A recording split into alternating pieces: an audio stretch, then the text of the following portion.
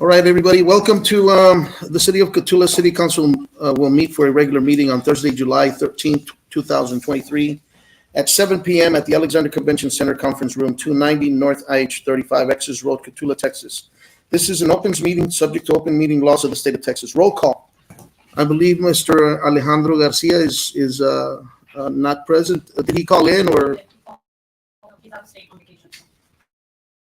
Okay, I need a first motion to excuse Mr. Garcia. First motion made by Mr. Cotulla, second by Mr. Rodriguez. All in favor say aye. Aye. All opposed say nay. Motion carries. Will everybody please join me in the pledge of allegiance? I pledge allegiance to the flag of the United States of America and to the republic for which it stands, one nation, under God, indivisible, with liberty and justice for all. Citizens to be heard. City Council cannot discuss any present issue, nor may any action be taken at any given issue at this time. Citizens to be heard. We have one. Is that Mr. Tucci? Welcome, Mr. Tucci. Thank you for coming in.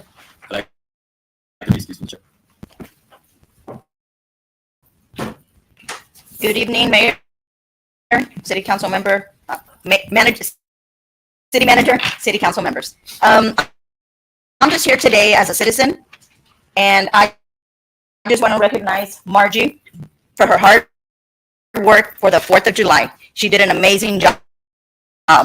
She was running around, making sure everything was perfect, taking pictures, communicating with everybody, making sure everything is right. And also the street department, everybody that helped, Deputy Vargas that was there, taking care of everything. I just want to thank y'all for all your hard work that y'all did.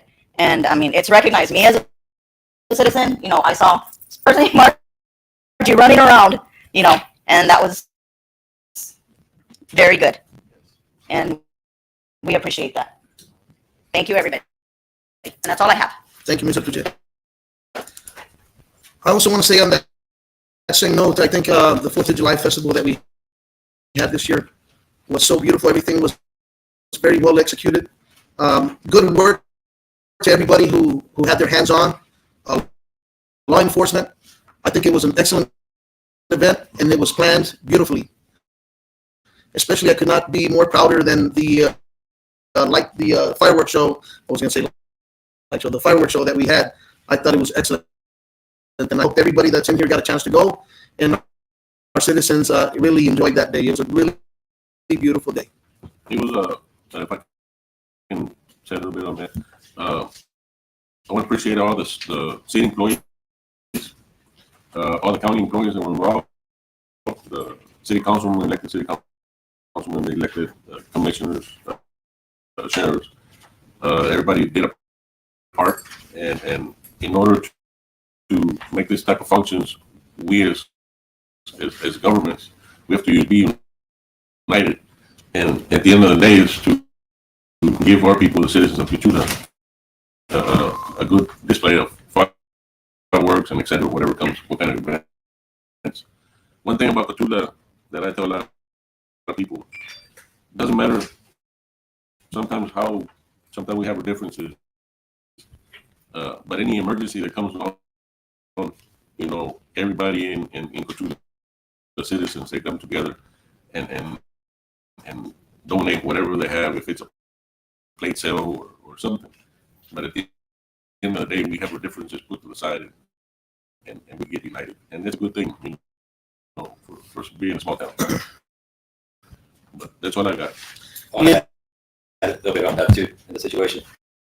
But it wouldn't have happened if Apple David organizing and getting all the funds and everything was needed for that event.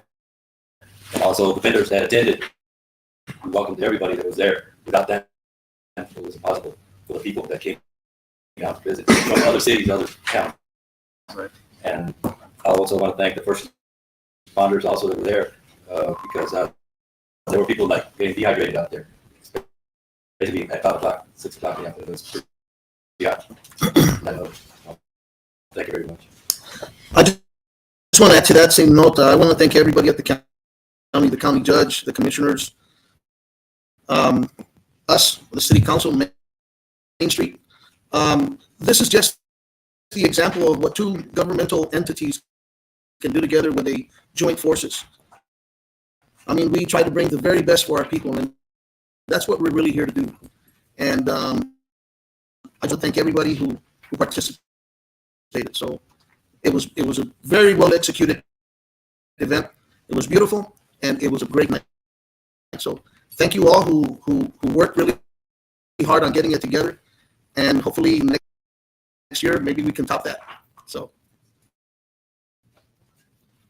if there's anybody else that wants to say something from our council, I did not attend, but what I got in response from the public was excellent. Everything was coordinated, well coordinated. The county and the city coordinated all the event, the actual event. Administration, commissioners, council members, those that participated, vendors, and everything. They seem to be in unity to work it together for one common cause for the betterment of the whole community itself. In the county. and that is correct. If there's any more comments, moving on to item number 5. Supplementary and committee reports. Code compliance. Any news, any reports today on code compliance? There's a report in the packet. We have Harlow, which is our new code compliance officer, and I asked him to come in and introduce himself to you and maybe give a little bit of his history. He will be taking the code enforcement course in August 21st. He is currently working under Ms. Ramirez, Annabelle Ramirez's license. He is a peace officer. And we hired him on like 3 weeks ago. You want to go ahead, Glenn? Welcome. Thank you, Mayor, council members. I'm Glenn Harlow. Been out here in Cotulla for a little over a year now. I came from the sheriff's department just right about a month ago when I hired over here. Currently going through files in the office. Have some cases that I'm working on. Been out in the field talking to people. Get some things going here. Work with the city administrator here on some stuff. Be communicating with Annabelle. Going over, the rules and different regulations that accustomed to. City administrator, I'll be taking the course for the basic compliance in August. It's going to be up there in Mesquite, Texas. One of the first things I asked Mr. Harlow to do when he came in was to actually sit down and read through our ordinance and the code that the city has. Because the city code and what the actual sheriff's department deal with is two different things. And the sheriff's department don't per se know every code that the city has. So he has been taking time going through that and reading it, and also responding to customer complaints at the same time. Mm-hmm. So far, he's done really good. He's been straight to the point, and he's been at it. So we're very much welcome to have you here, and I'm glad you're with us. Thank you, sir. I got something maybe that you can answer. When he comes available at August 1st, is there any way that we can So we're getting ready to come into budget for the city. We're going to go through the whole process of the budget. I actually have that and probably a little bit more that I wanted to look into and present to the council. Right. Appreciate that. Good point, sir. Thank you, sir. Welcome aboard. Water and wastewater.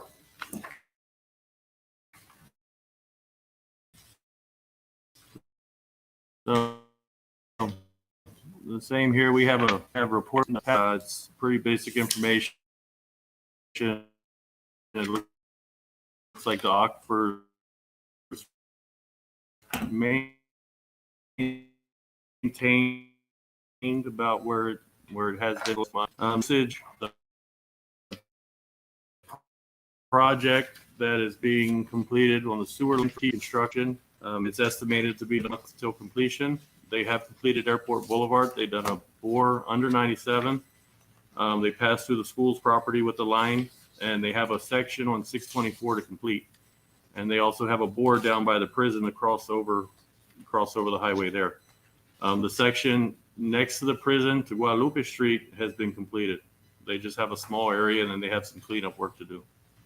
And they should be Coming completed. back to that section that you just mentioned at last.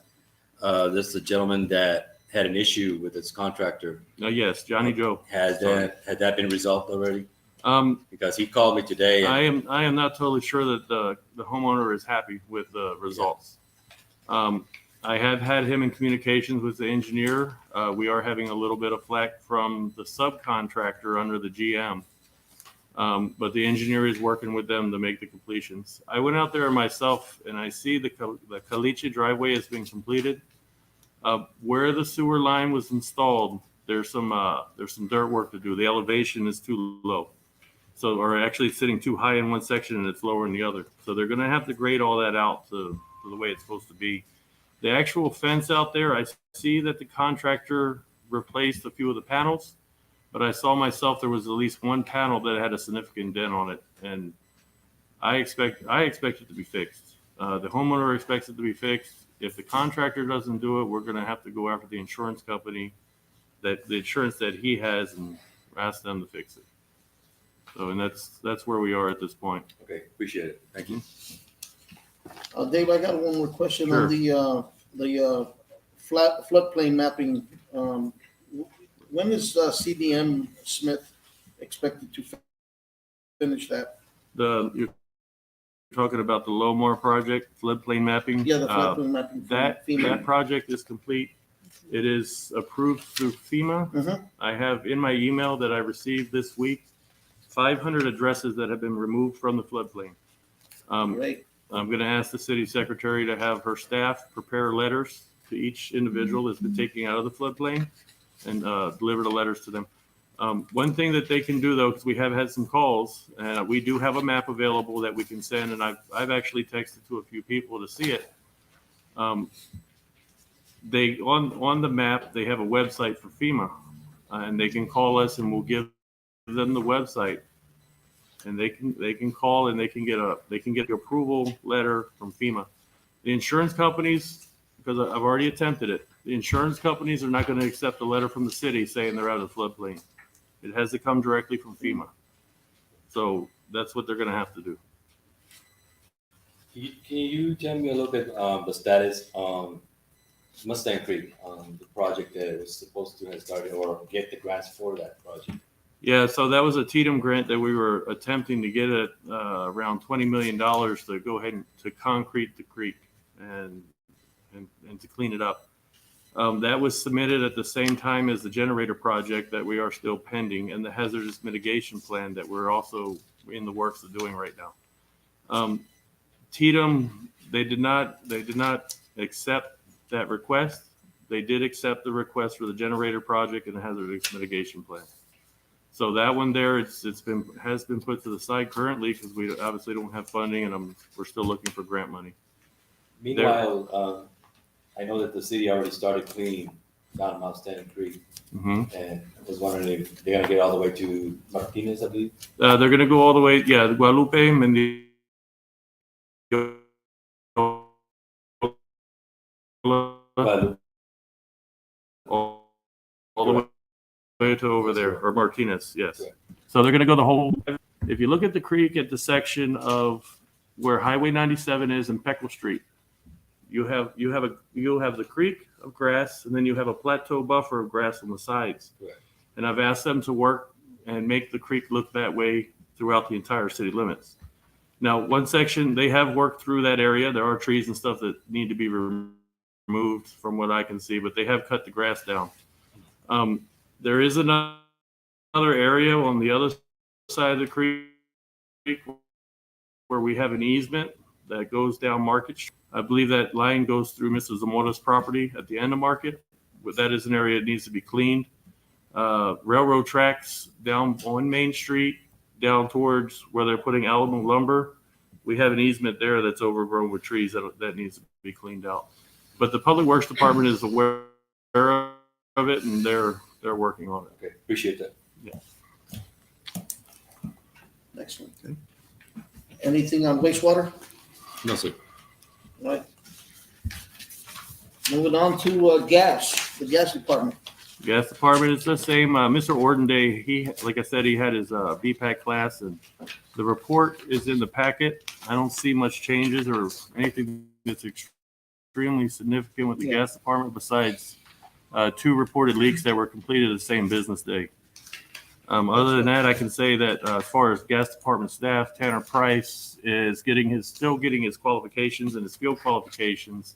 Simon Pena came out on Monday to test him on a few more of his qualifications, and he passed it and he did okay. He is still lacking a few more field qualifications that need to be completed. Excellent. But he's on track. Councilman, any questions on the gas department No, sir. report? Not moving on to streets and parks.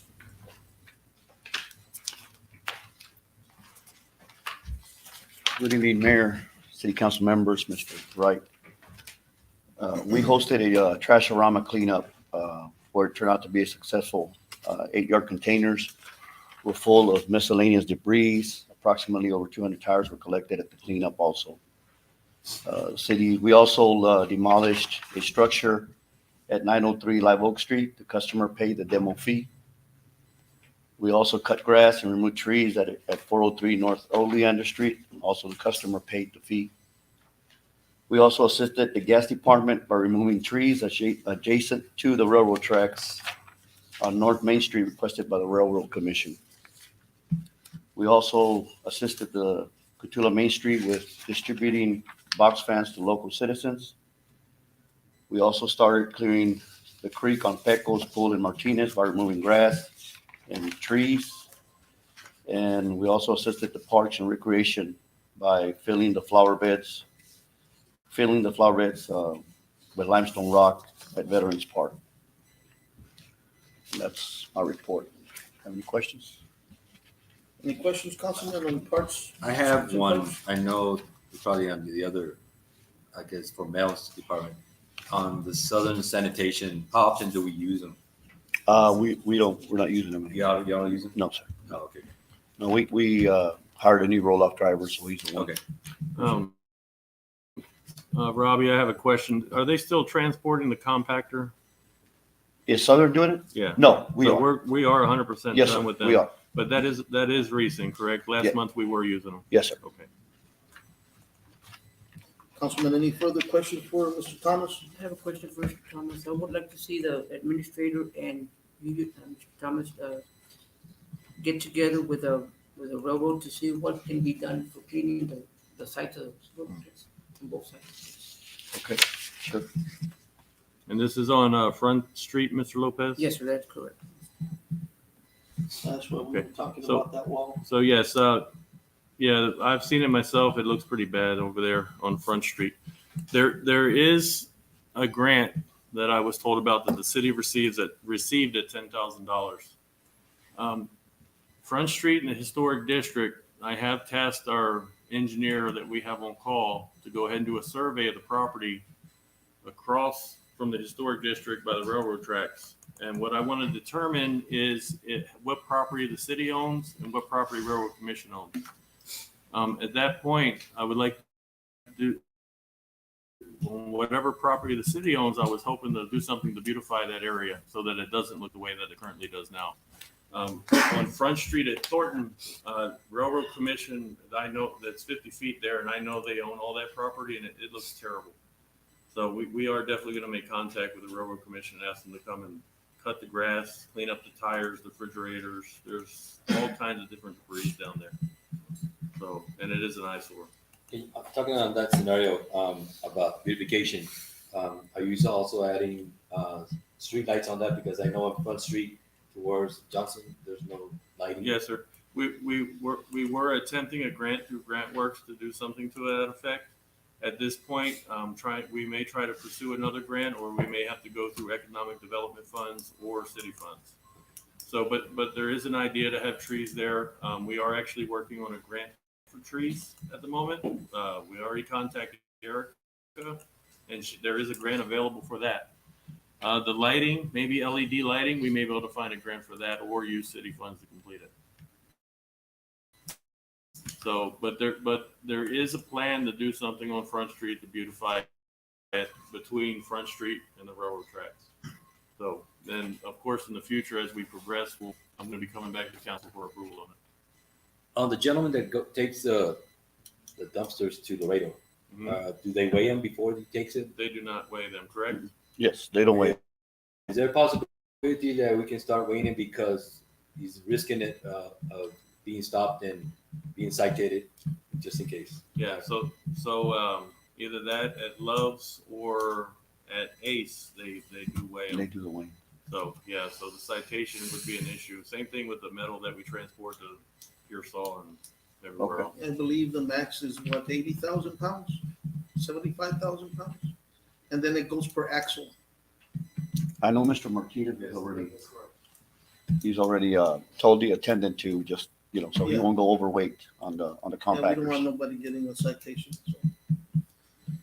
No other questions? Any other questions for Mr. Thomas? Councilman? Thank you very much, Mr. Thomas, Thank for you. that report. Sanitation, Mr. Martinez, welcome. Good evening, Mayor, City Council, Mr. White. As Mr. Thomas explained, we did have our second cleanup, Trashorama, on June the 10th, and it was a successful. We were able to collect 40 yardage containers, 6 of them, with containing lumber, furniture, and one metal container with scrap metals. The weights of that day was 30.86 tons for the equivalent of 61,720 pounds of material was picked up or collected that day at the Trashorama. This is our second Trashorama. We did have one in March. This one exceeded it by 3 tons more for 6,000 pounds more from the one we had in March. Also, the metal that was collected was 3.33 tons at 6,650 pounds, and approximately 200 scrap tires has been collected. On the scrap tires that we've had from the last meeting, we have organized already for NCW to come and has taken several loads of tires. And as a matter of fact, I believe they were here as of yesterday also, or the day before, collecting more tires or taking tires from that area. On my regular monthly report, it's in your package. It's same routine as almost every month. If there's any questions on that, be more than willing to answer them. Mr. Martinez, I have a question. Yes, sir.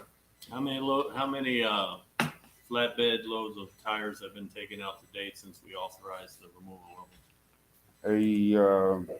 Mr. Thomas, do you have that amount? MTW come in and get it from the last time. How many trailers have they come? They've taken like maybe four.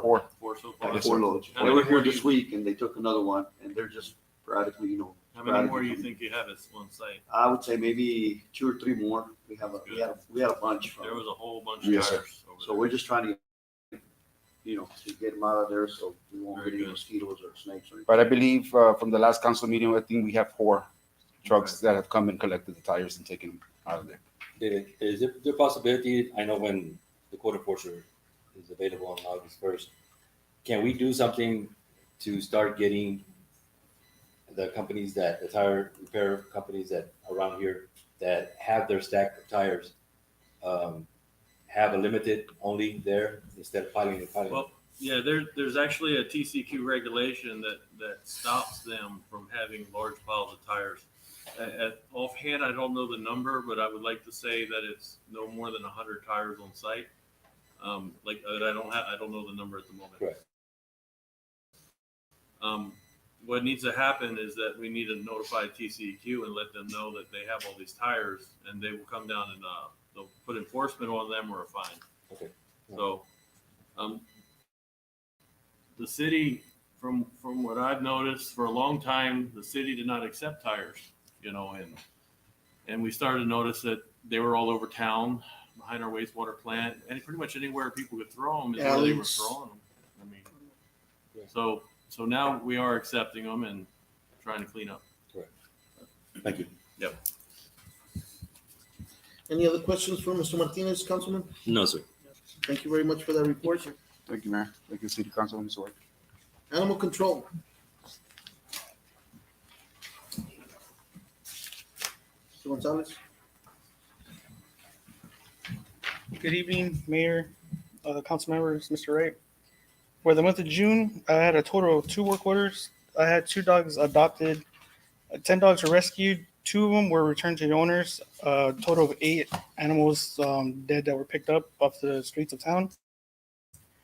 A total of 4 dogs euthanized, and a total of 13 dogs that were picked up and surrendered, and 4, I believe, 4 cats that were caught in traps. Kennels cleaned and sanitized daily. You know, the dogs, cats are fed and cleaned daily, and the grass was cut around the area. Any questions? I have one question. I don't know if you have one of those machines that you can check if the animal has a tag. Yes, sir. Yeah. You do? Yes. Do you know how to use it? Or do you need training on that? Or? I know how to use it, but I haven't used it yet. But I believe the wand that comes with it, you scan the whole animal, the dog, cat, and it should give you a code. And Will that code and number that pops out will identify the owner of the animal? it should, yes. It should? It should have the owner's information. If not, I think wherever they took that dog to, or whatever veterinary clinic they went to. Okay. I appreciate it. Thank you. I have a question, David. What's the status of the facilities? Are you having any issue with the facilities at this time? No, everything's good. If anything, one of the walls, it kind of like bent out of place, but it's really easy to repair. But other than that, everything's good. Did we get the new truck with? Yes, he received he has a new truck, and he received the dog kennel for the back of it. So that was last week, right, DJ? 2 Like weeks. 3 weeks ago. Has it been 3 already? Yeah, almost a month. Any other questions for Mr. Gonzalez, Councilman? No, sir. Thank you. Thank you for that report. Main Street.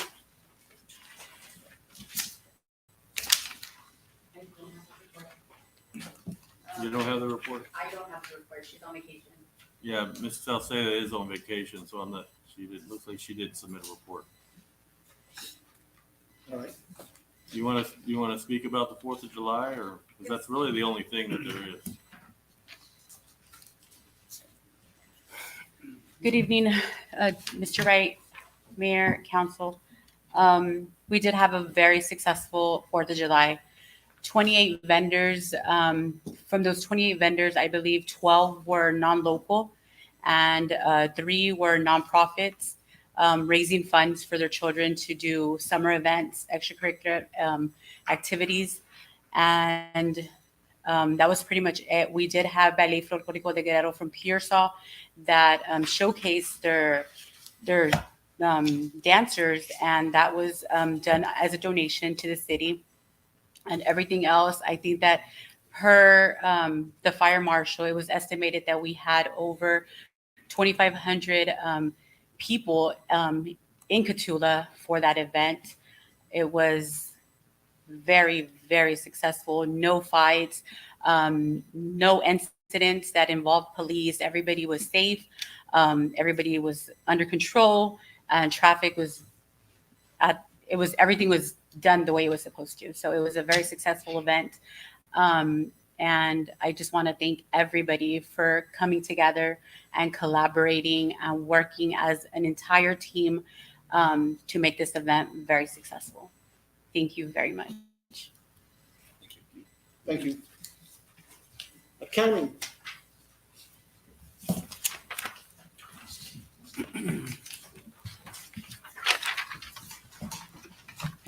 Good evening, Mayor, Council Member, Mr. Wright. You know already, I'll begin. The first report up is the sales tax report. In July, the city received or collected $224,953. Since October, the city's collected $2,096,126,000, which is 43% higher than where we were this time last year. On the very next page is the hotel motel tax collections report.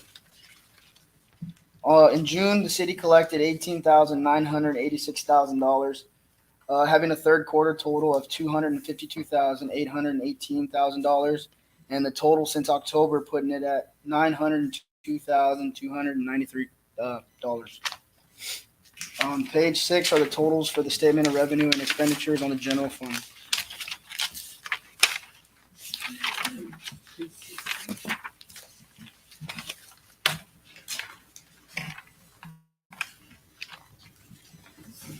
For the general fund, the total revenue is $2,266,868. Total expenditures were $2,207,556, which is a net profit of $59,312. On page 9 is the totals for the water fund.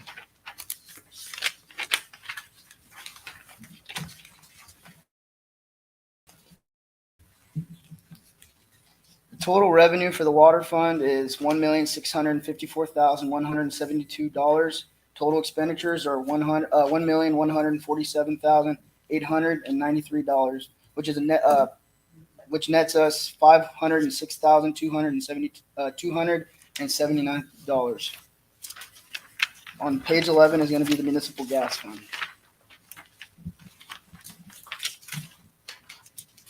The total revenue is $309,629.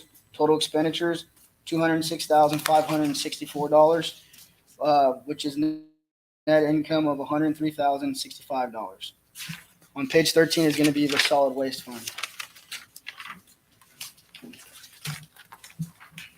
The total revenue is $625,307. Total expenditures are $746,578. Which is a net loss of $121,271. And the last report is the check register. Is there any questions? Yeah, I have 2 questions. Yes, sir. Page 17. Can you go to that, please? Yes, sir. The item where it says for the Civic Center. I believe last month I requested just a brief of how much revenue come for every month. Yes, sir. So since October, on the very next page, on 18, the total revenue is $39,010. Yeah, but the part of what I was requesting is how many times has it been rented out? Oh, all I'm that. sorry. I Yeah, misunderstood. breaking down not just the total. I see. So I needed like a breaking down how many times it's been per month Sir. and per event like quinceañera, weddings. No, I see what you're Things saying like now. that. Total events. Yeah, and you can do me the favor and break it. Yes, sir. I apologize for that. No problem. Thank you.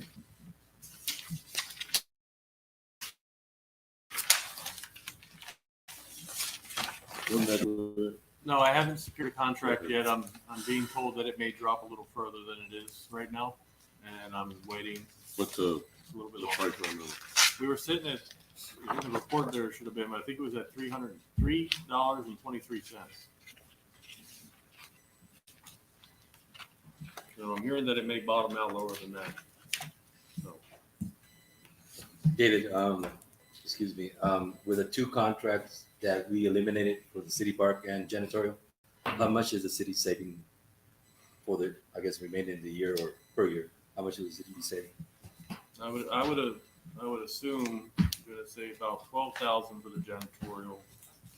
And the city park contract may have been, I think I saw a number that we were paying it upwards of $40,000 a year. Appreciate it. Thank you, sir. Councilman, any other questions for Mr. Garcia on the accounting? No, sir. Thank you. Thank you very much for that report, Mr. Garcia. Building and maintenance.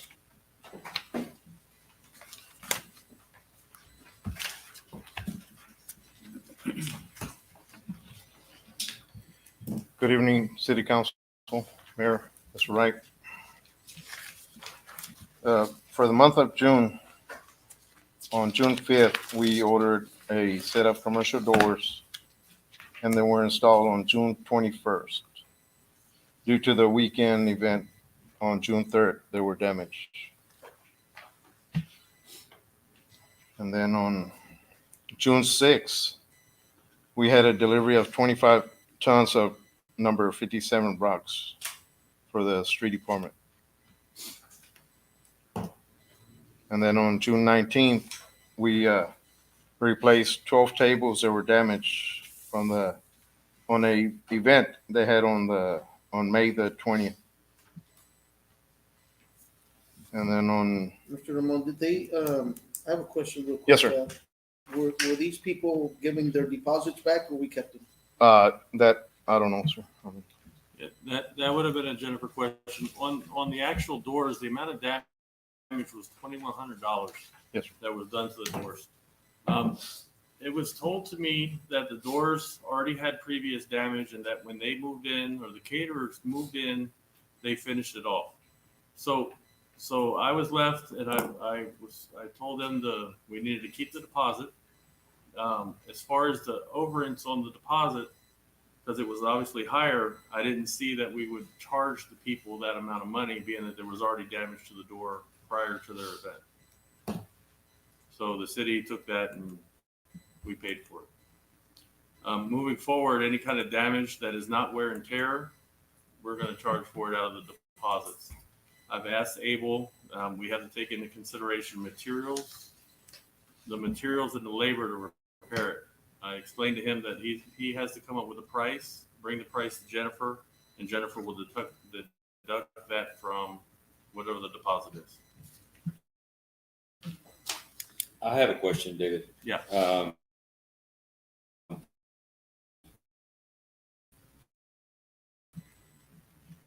Who does the inspection before and after of all surrounding areas of the civic center?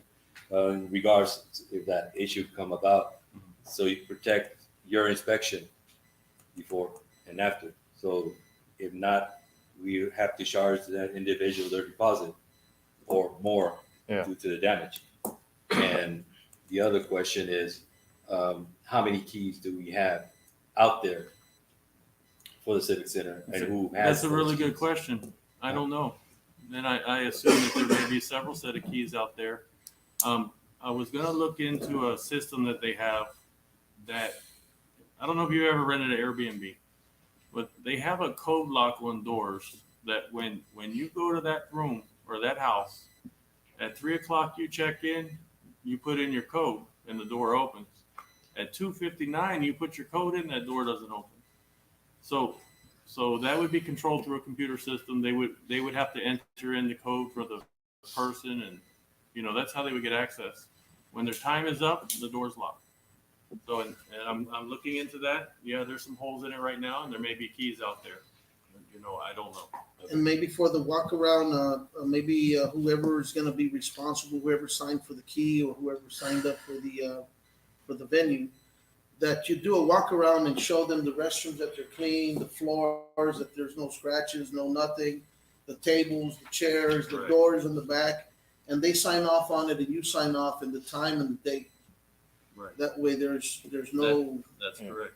And also probably misconceptions of it. might want to bring it up that what Jennifer has, he has on file of who's renting, and he has a file the date of the event. So he has a book, and supposedly he's supposed to go to Jennifer, or Jennifer gets with Abel, and they put the book together and they put in who's coming in, and they should have dates of when when the events. They both should already have it. Already. We have a calendar that we go by. Right. And then I have a form that I do the walkthrough, but the tenants or whoever rents it don't have nothing as far as paperwork. I'm just doing whatever I have on my list. Right. To show them the restrooms, walls, any damage that that there are on the walls already. The current process is rudimentary, and there's a better way to do it. And I agree that there's a better way, and it's just going to take time to get to it and address it.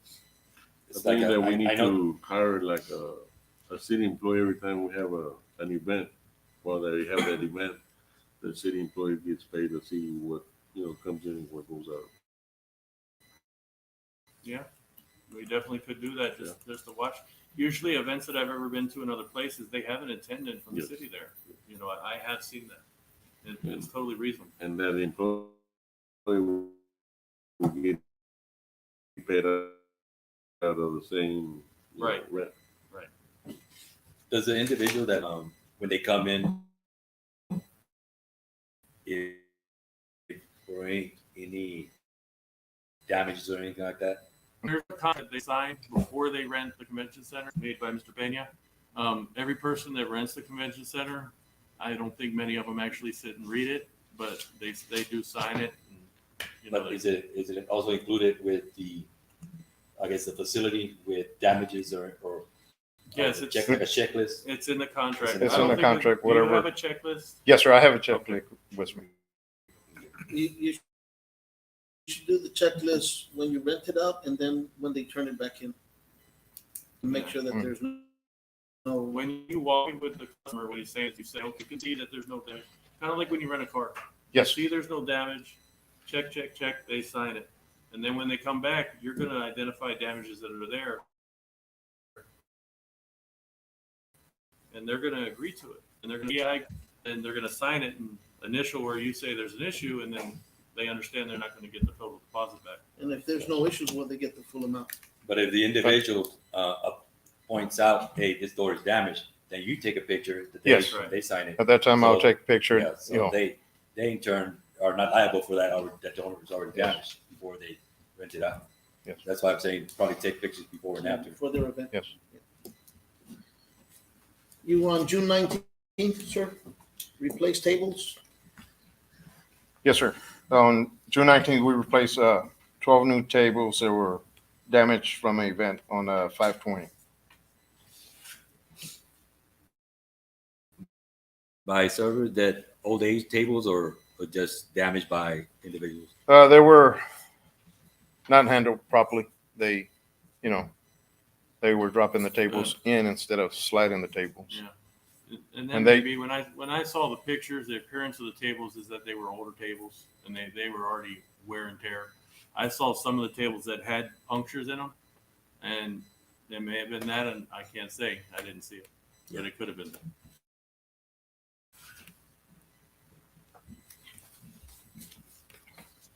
And on the last one that I have is the old fire station. The new roof has been installed and completed. Everything's done on top and on the inside. We won't leak no more. No more rain would get in there and damage all the boxes with That fire Folders. station is where we keep historical records, city operation records, and it's true. It had some leaks in there. The records were moved out of the areas that were leaking, but it was just going to get worse. So we did have the roof replaced. Are those boxes that are there, are there personal and confidential files that are there or no? You want to speak on that one? I don't think there is. I think it's just operational reports. So They get inventory. We have a company Yeah. that actually comes in here every year. that's And correct. they get inventory and they tell us, this stays and they tell us what we can get rid of.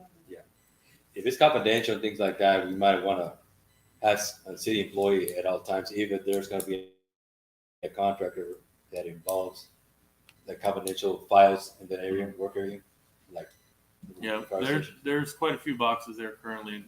I haven't looked through every one of them to see. I mean, stuff I have seen is just operational paperwork.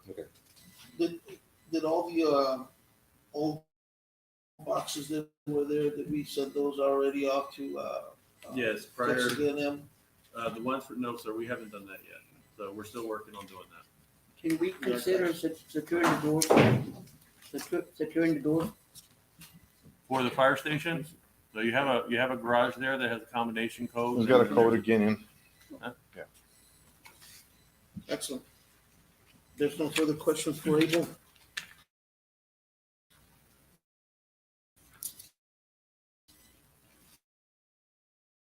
Councilman? Thank you, Abel. Thank you. 2023.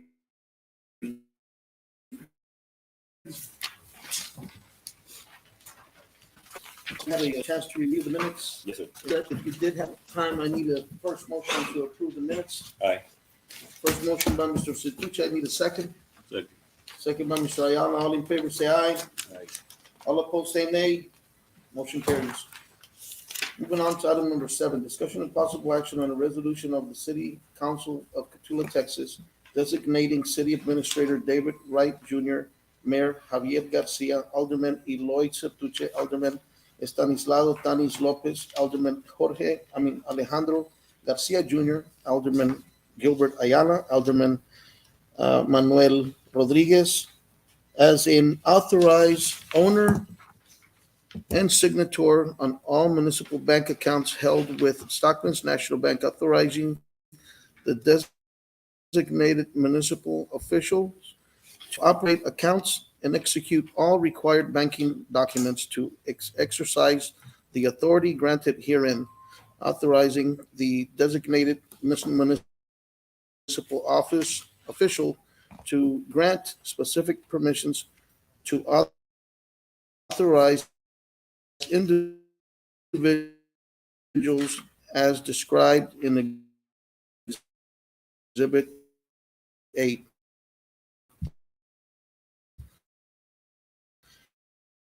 Declaring public, including a repeller and setting effective. Stockman's Bank with the council, the last meeting, and obviously they're gonna need signatories for the new bank.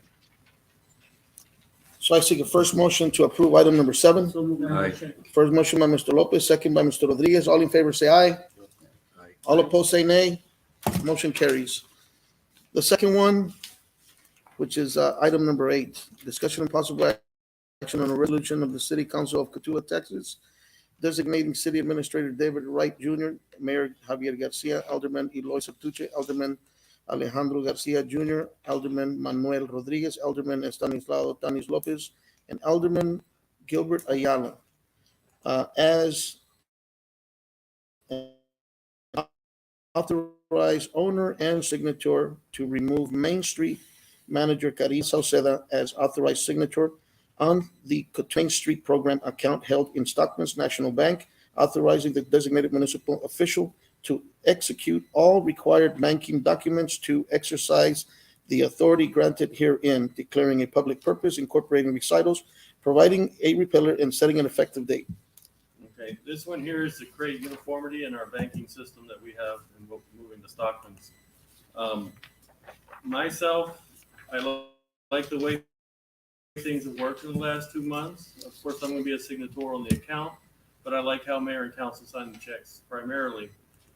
For me, it's as an emergency is how I feel I should be as a signator.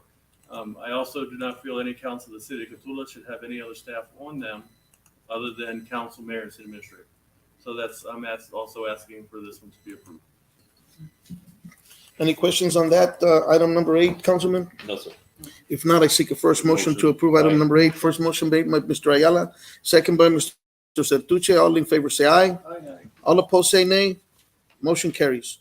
Discussion on an agreement with EMC Strategy Group LLC to provide professional services in support of economic development and government relations to support local goals and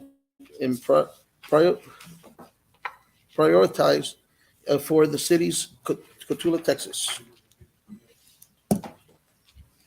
Good evening, Hi. gentlemen. Thank you so much for allowing EMC Strategy Group to come here and introduce ourselves and give you a little bit of a background of our company and what we can do for the city of Cotulla. So starting off, I'm not sure if there's going to be a PowerPoint or not. We're gonna move forward. Oh, we're gonna move forward. Okay, very good. All right. In front of you is a packet, and in the packet you'll see this EMC Strategy Group at a glance of what we do and who we are. We are EMC Strategy Group LLC. We were established in 2015. We are a family business, women-owned and veteran-led. EMC actually stands for our 3 children, Ernie, Mitchell, and Cristiana. So it is a family-owned business. We are registered through the Secretary of State and the Ethics Commission and through the U.S. Congress as lobbyists. We are a bipartisan government relations and external affair. We provide economic development and strategic planning services, provide government relations and external affairs services, And we also provide grant and fund development services. On your pamphlet, you'll see that the different cities and companies that we've actually worked for, and also nonprofit organization, but I'm going to give you the ones that we currently have.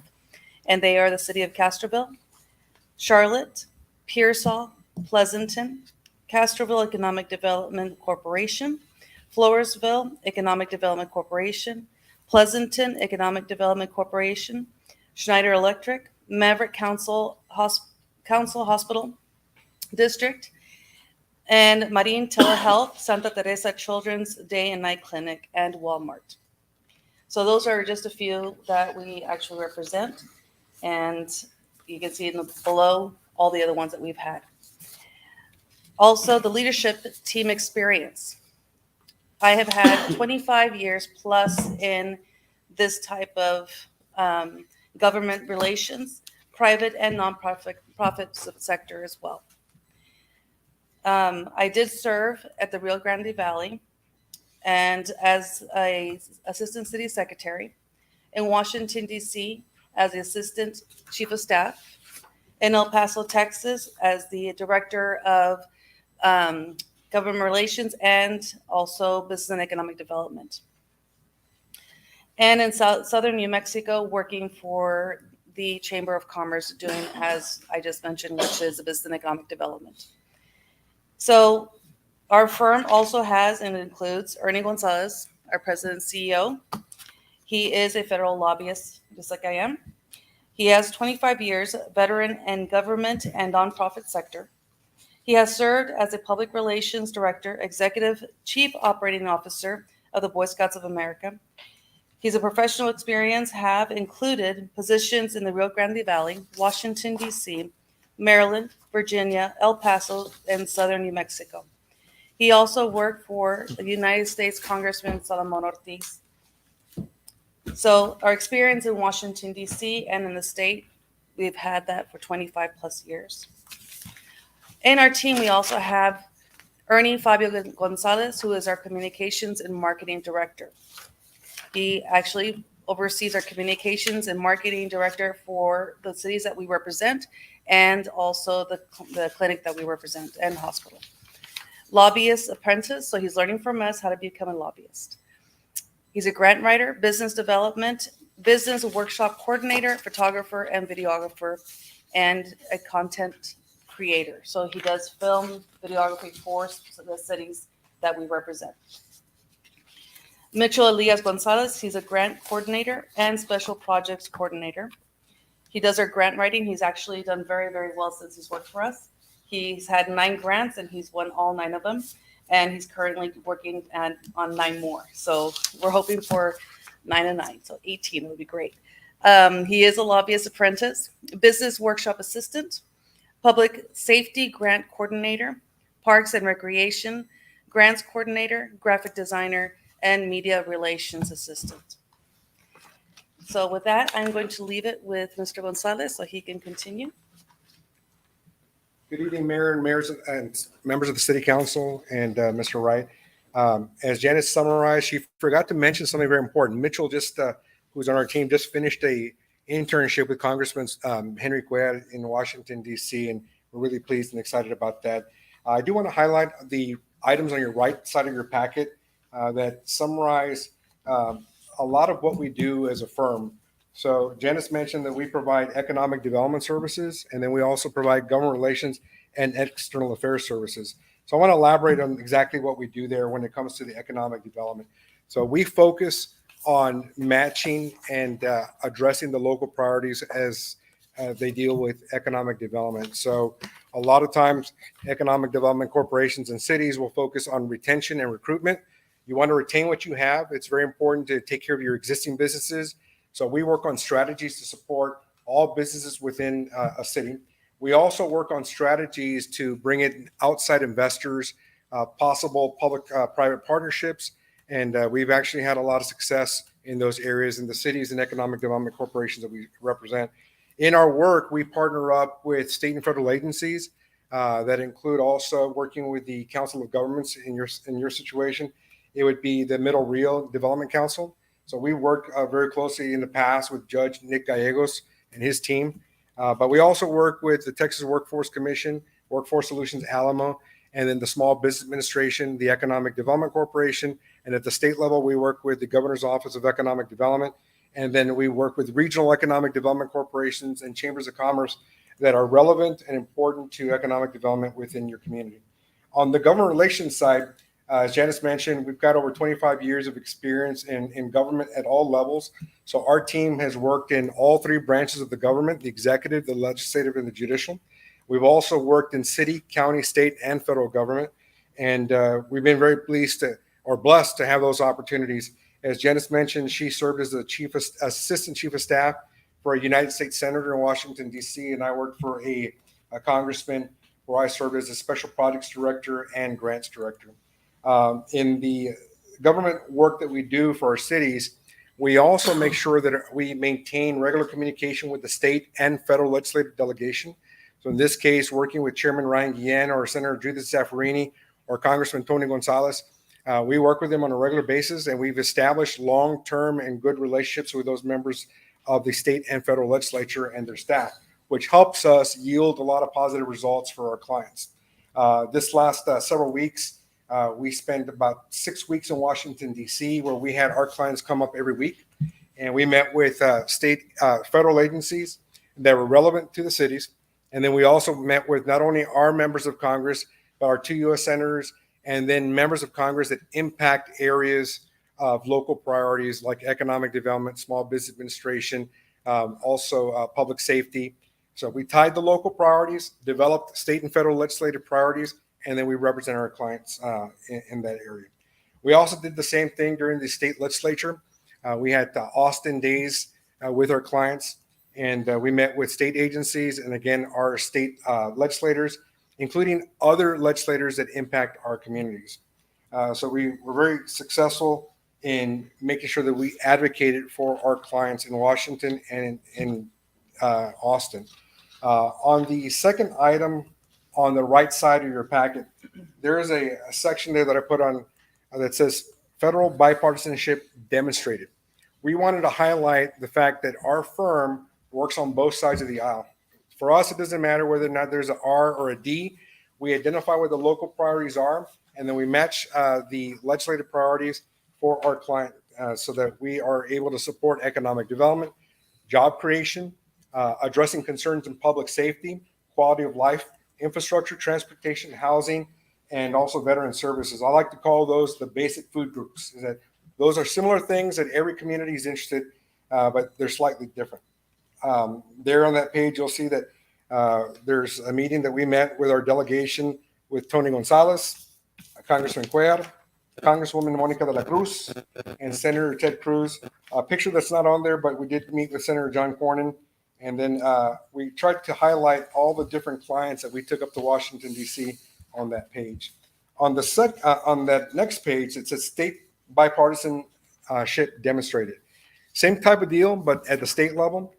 So here you'll see us with Senator Roland Gutierrez, Senator Peter Flores, State Representative Tracy King, Andrew Murr, and then highlighting the different delegations that we led up to Austin. And then let's get to the nitty gritty, because I think that's important. You know, where the rubber meets the road, no pie in the sky, actual results that impact our community. So on that last page on the right side, we talk about our recent successes. I did have a typo, and it's very important that I clarify this. On that first bullet point, we were actually able to secure $4.9 million or almost $4.3 million for the Floresville Economic Development Corporation for a community project funding request, also known as an earmark. We secured just under $3 million for the city of Pleasanton for a justice center that's going to incorporate a police department and a municipal court. For Castroville, we got them just under $2 million for a multi-use community building at their Parks and Recreation Park. We also secured a $2.4 million public-private partnership for the city of Pleasanton, where we brought in an investor from San Antonio to invest within downtown Pleasanton to do a multi-use business center to support incubation and also to bring in some new job creators and also our partners at the state and federal level.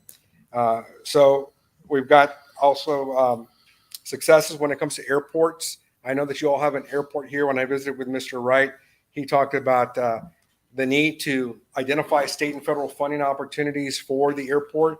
And certainly the airport is an economic development jewel. And if it's taken care of, it can do a lot to support job creation and economic development.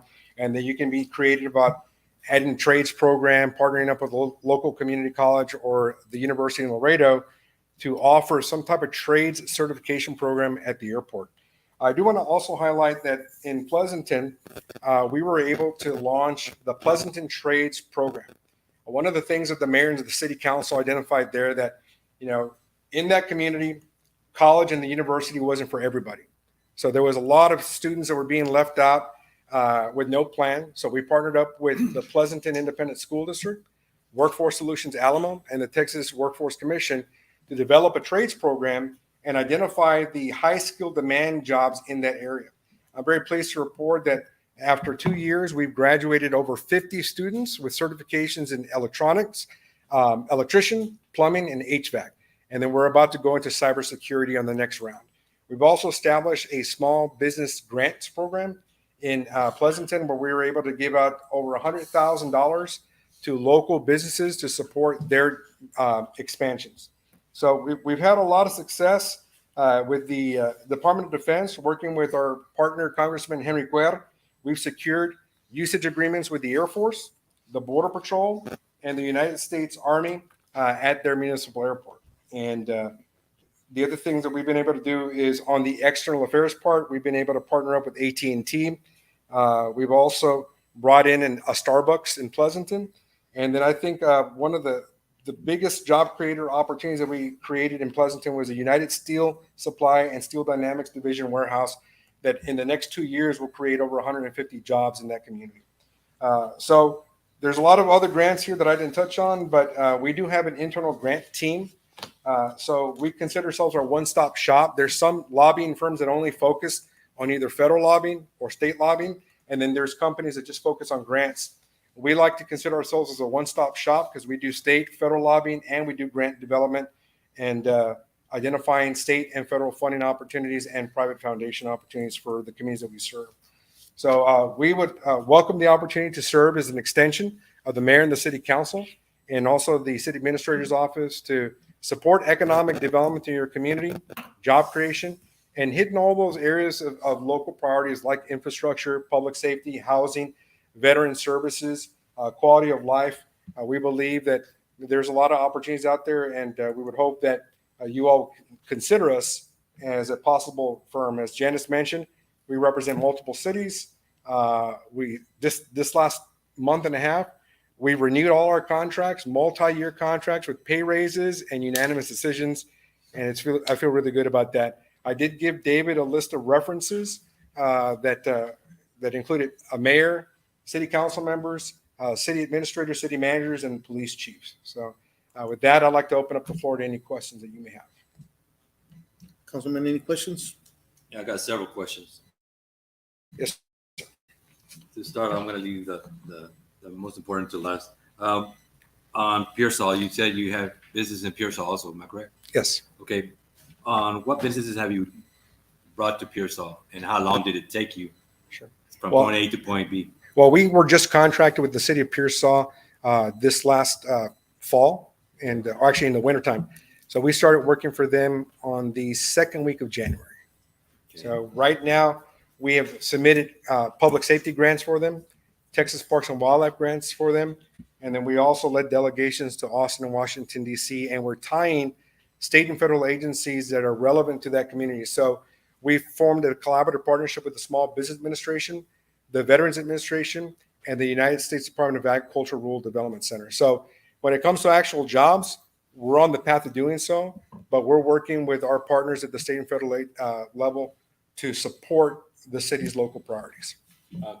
Another question, for instance, to say that I know that the people of Cotulla has been seeking for a super Walmart or super HEB to be compatible with the business that we have here because the prices, and we also in need of a 24-hour emergency response center.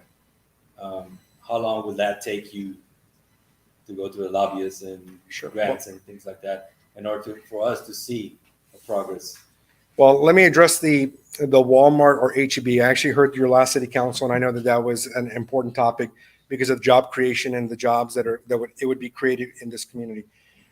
So when we work with a large company like that, and we do represent Walmart, we look at retail studies, we look at sales trends.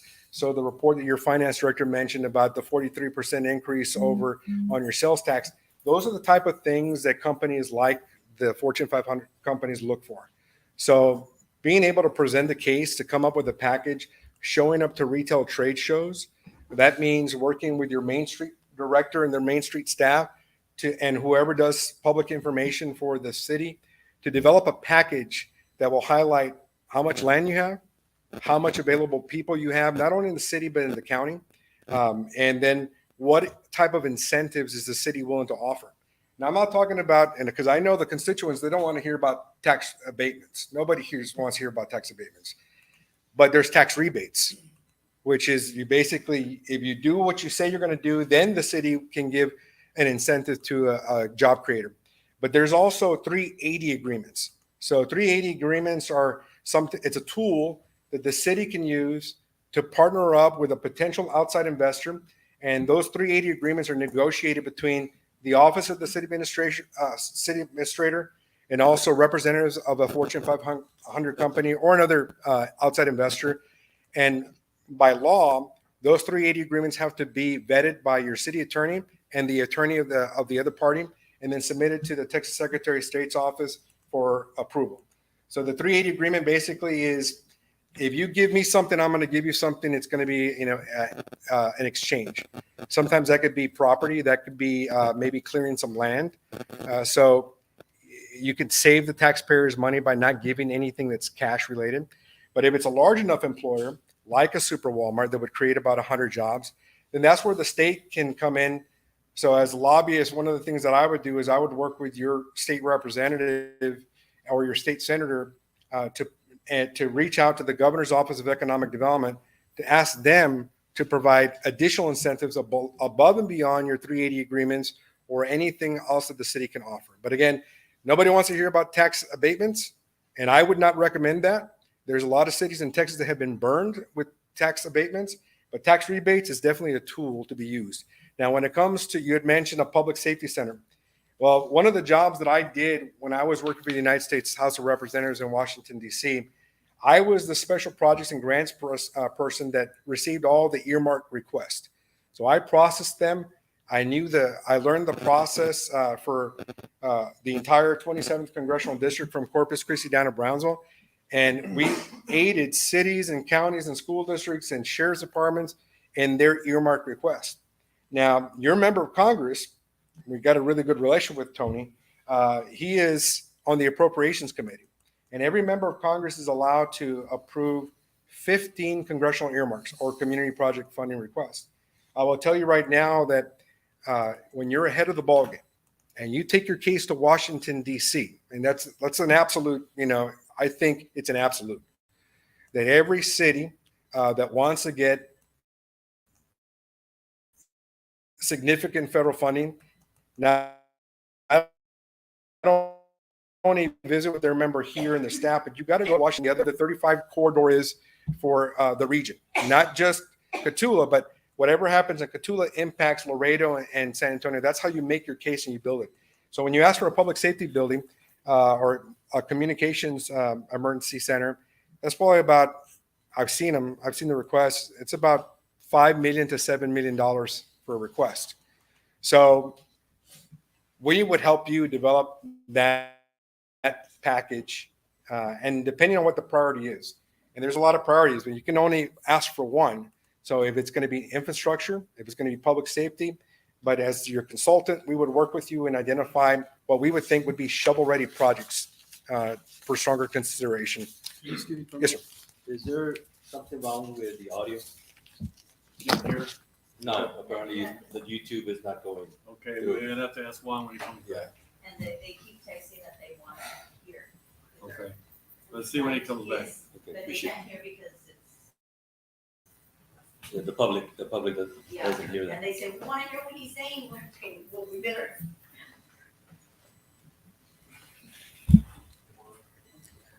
Technology is good when it works. Correct.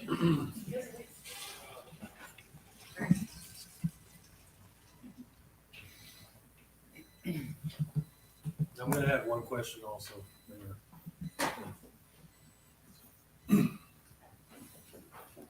You want me to rewind? No, she's not gonna-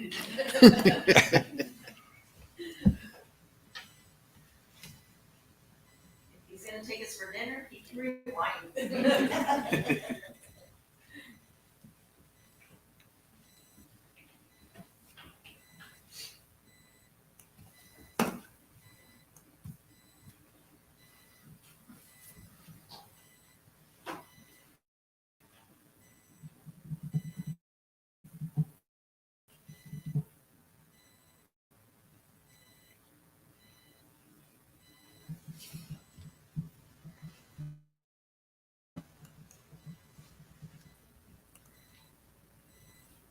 Test.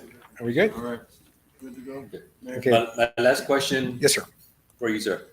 What will be the cost, if we do go down your Sure. path? What will be the cost to the city? Right. So when we negotiate a contract with the city, we look at terms and we want to make sure that we set ourselves up for success.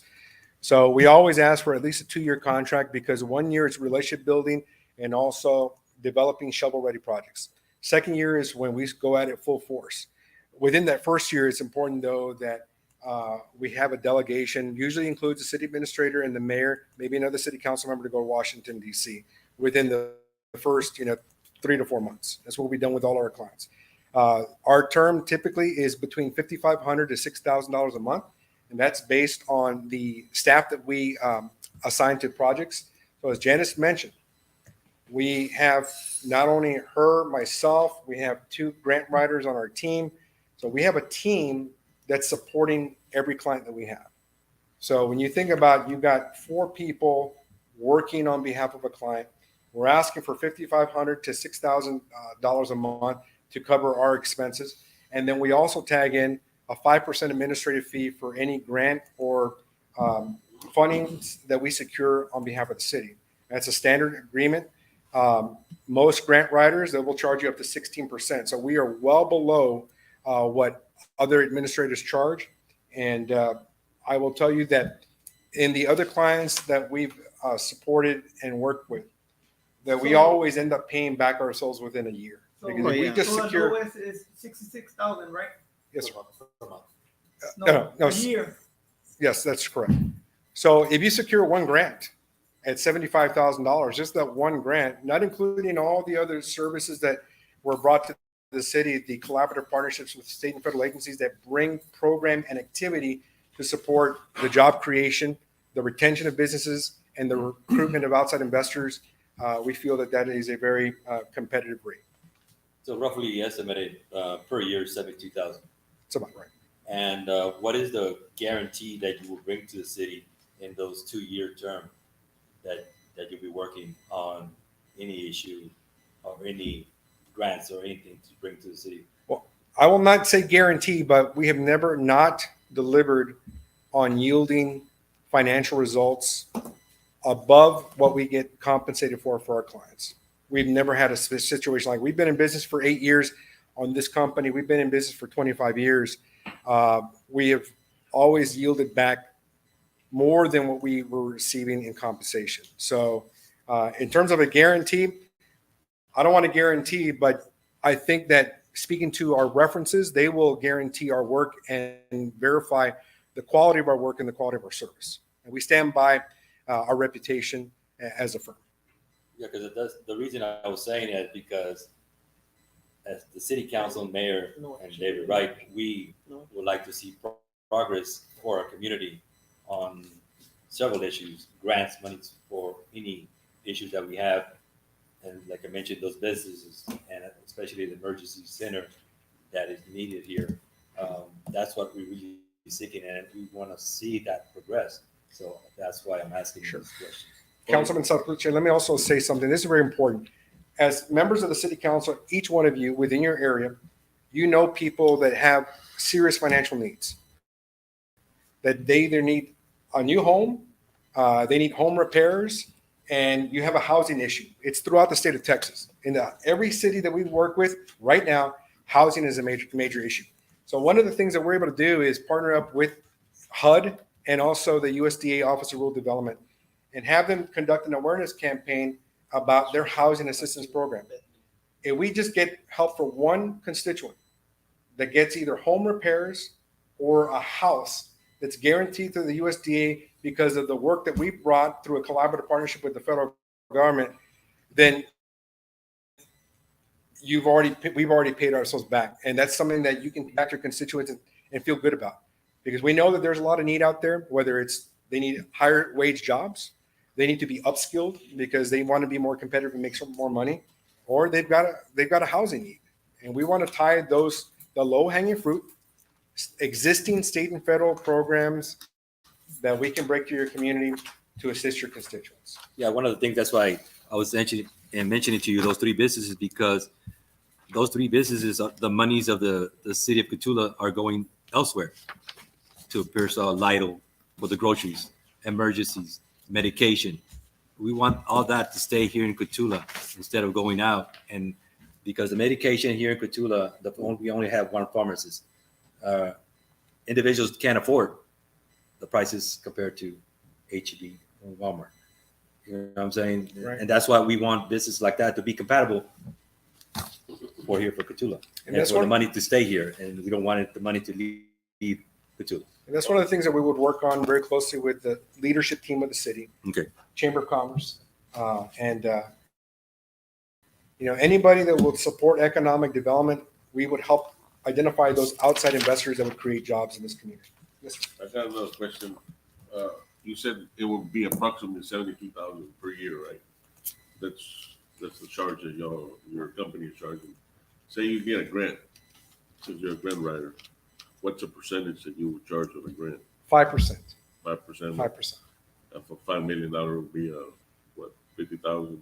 That's 500,000. Yeah, I think it's a little higher than that. But let me also state that in almost every state and federal grant, there are allowable costs that are in there that the state and the federal agencies can allow you to put into the budget. So a lot of our fees are covered through the grant itself. So it's not something that the city is going to take out of its coffer or its operating funds to pay for our services. A lot of those funds are already tied in to the grant opportunity. The other thing is that all of our clients, every single one of them that we mentioned tonight, they pay us through a combination of their hot tax and also their operating fund. So because, like I mentioned before, we're not a traditional lobbying firm. We do economic development and business support and state and federal lobbying. So because we do economic development, that's heads and beds. And so that's how our clients are able to justify using the hot tax to pay some of our fee. I had one question for you also. Yes, sir. You mentioned in your presentation, Mr. Gonzalez, about having representation with Walmart. My question would be, what is the minimum population that Walmart or Super Walmart would look at to come into a county or a city? They look at the county. Yes. And I would say that, and I'm just going to throw a number out there because I know where there was a Walmart. I'm going to say about 15,000 in population is something that they would look at. Okay. Now, that includes the population of the county and the city. But what I always tell all my clients is focus on a region. There's got to be a partnership here that this mayor and the city council has with a neighboring city.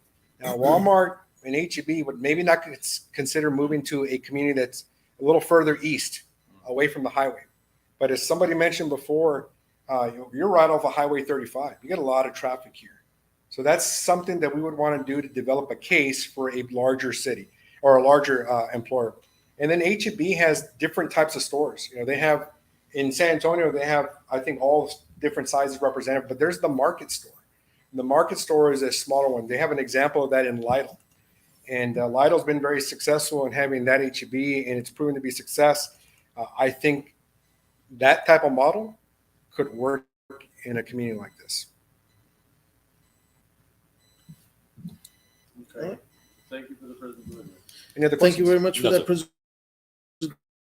presentation, Mr. Gonzalez. Thank you all very much. Appreciate it.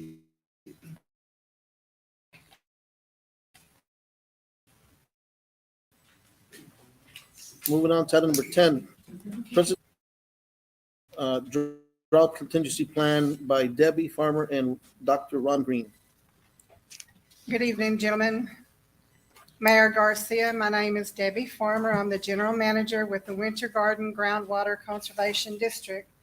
Joining me today is Dr. Ron Green, technical consultant for the district. We would like to present to you a draft of the district's proposed drought contingency plan. The district was created in 1997 by House Bill 3602 during the regular session of the 70th Texas Legislature. The boundaries of the district are to manage, conserve, preserve, protect, and prevent contamination of the groundwater resources within the district boundaries.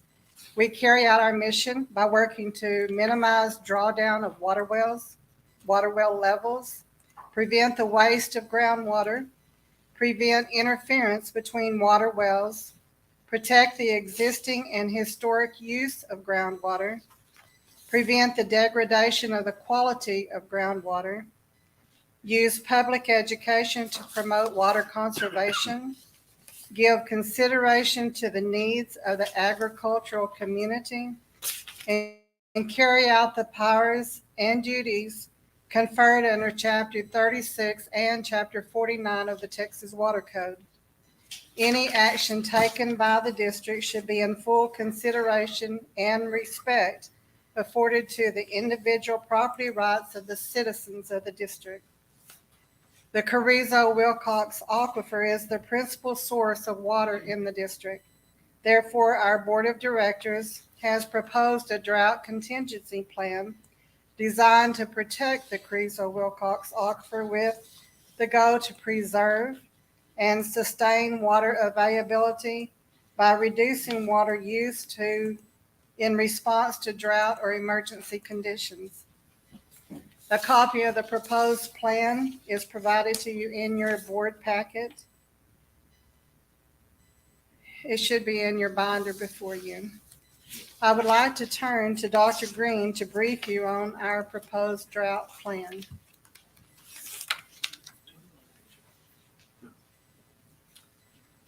Mr. Mayor, City Council members, Mr. Wright, I'm Ron Green. I've been working with the district for the better part of 2 decades on their water resources. This work goes back, as I mentioned, about 20 years to evaluate and the water resources and to develop tools in order to better understand and protect this resource.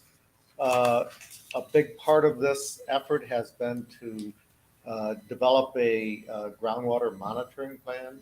That's where a number of wells in the district have been identified as potential opportunities to see what the level of groundwater is in the area, to monitor these over time. You mentioned, Mr. Wright, that the well here has been stable for the last couple months. However, if you look at the water level in the Carrizo-Wilcox, it's been going down since about 1900. Carrizo Springs quit flowing in 1920. So it's a resource that's under stress, and it continues to be under stress.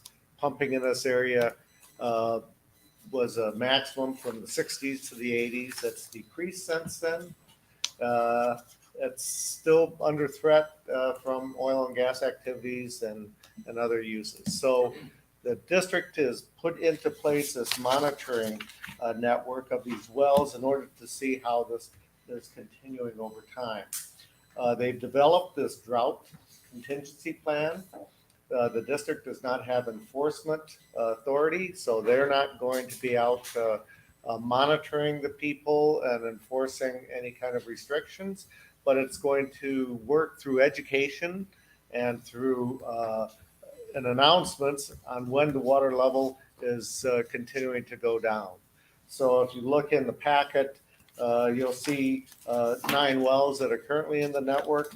And there have been some different levels when it goes into some period of stress. And then the district would notify the communities that the aquifer is being stressed, and there should be things that they should do in order to minimize any continued drawdown during that period of emergency or drought. And so those recommendations are in the drought plan. So the city, I believe, has their own drought plan, which is central to the city, and the district is not intending to replace that or be in conflict. They want to work in concert with the cities, the municipalities, and the water,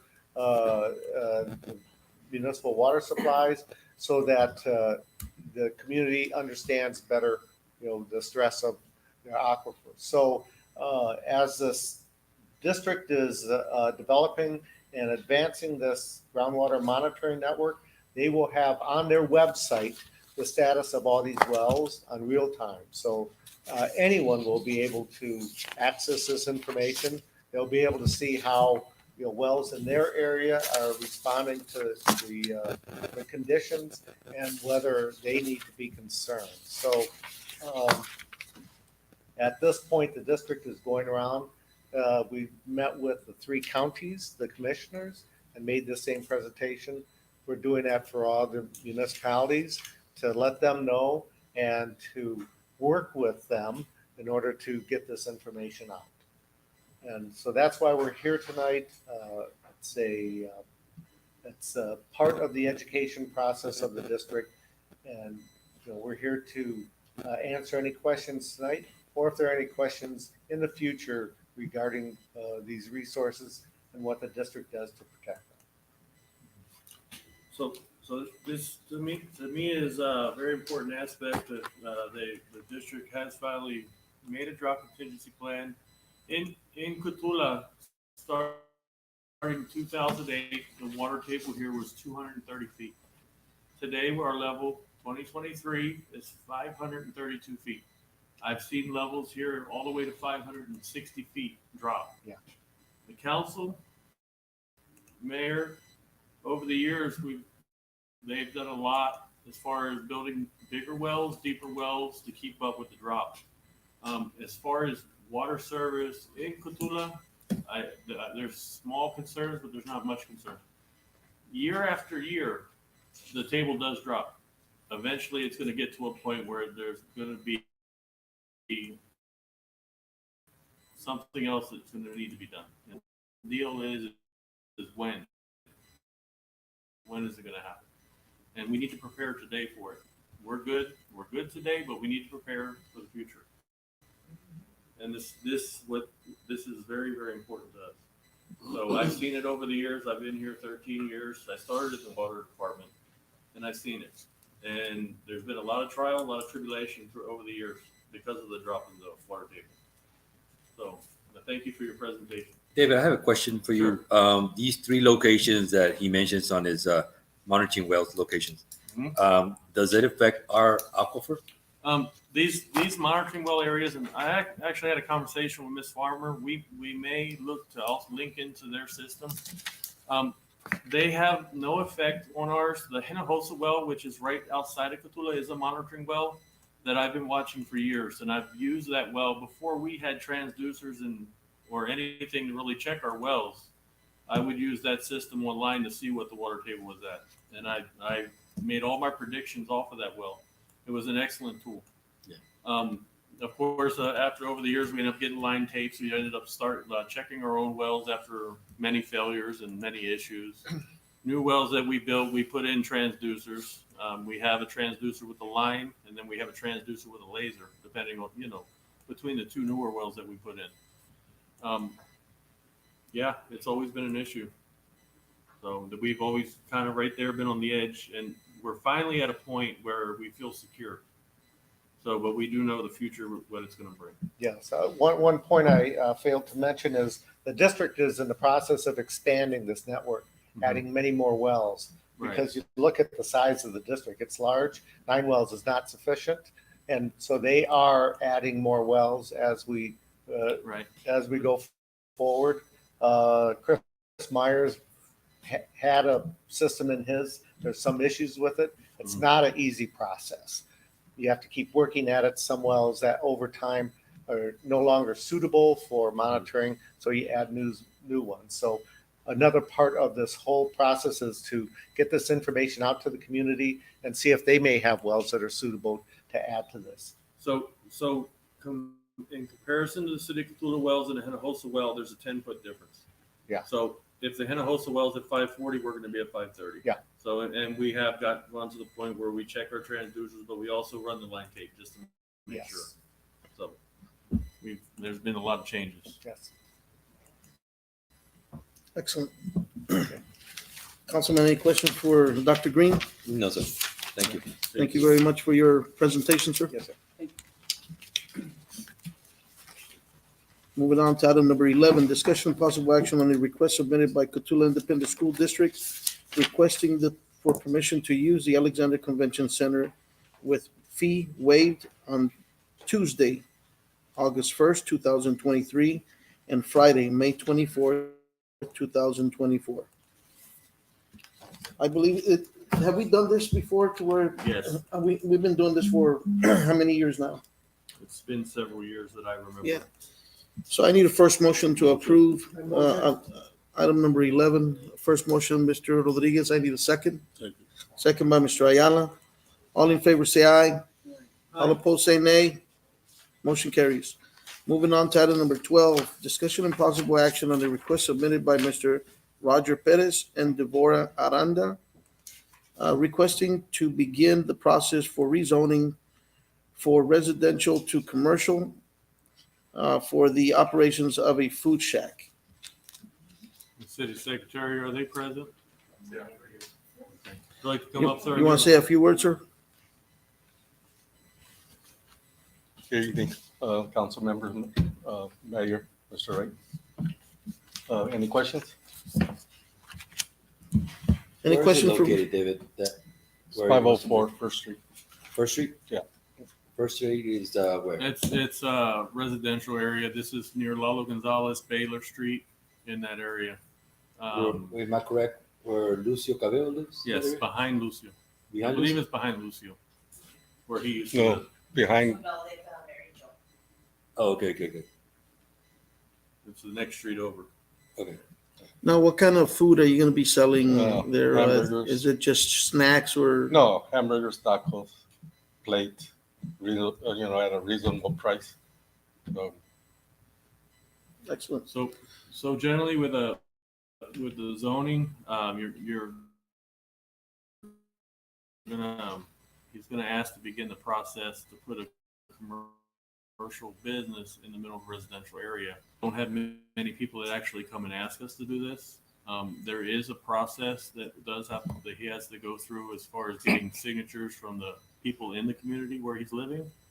And there's some other aspects that he has to take care of through Ms. Maldonado. If he doesn't get the signatures or different aspects, then it obviously wouldn't happen. Is the city also required for them to take the food handling and things like that? Absolutely. I have all those. You have that certificates. certification and all that? Yeah. What is the minimum requirement of signatures for approval? Yeah. The minimum number? He's gonna notify everybody within a 200 feet radius. By rezoning them, with the taxes go different from a regular residential? The zone doesn't have anything to do with the tax rate. It's what he's got on the property. Any other questions? No, sir. I seek a first motion to approve item number 12. First motion by Mr. Ayala, second by Mr. Rodriguez. All in favor, say aye. All Aye. opposed, say nay. Motion carries.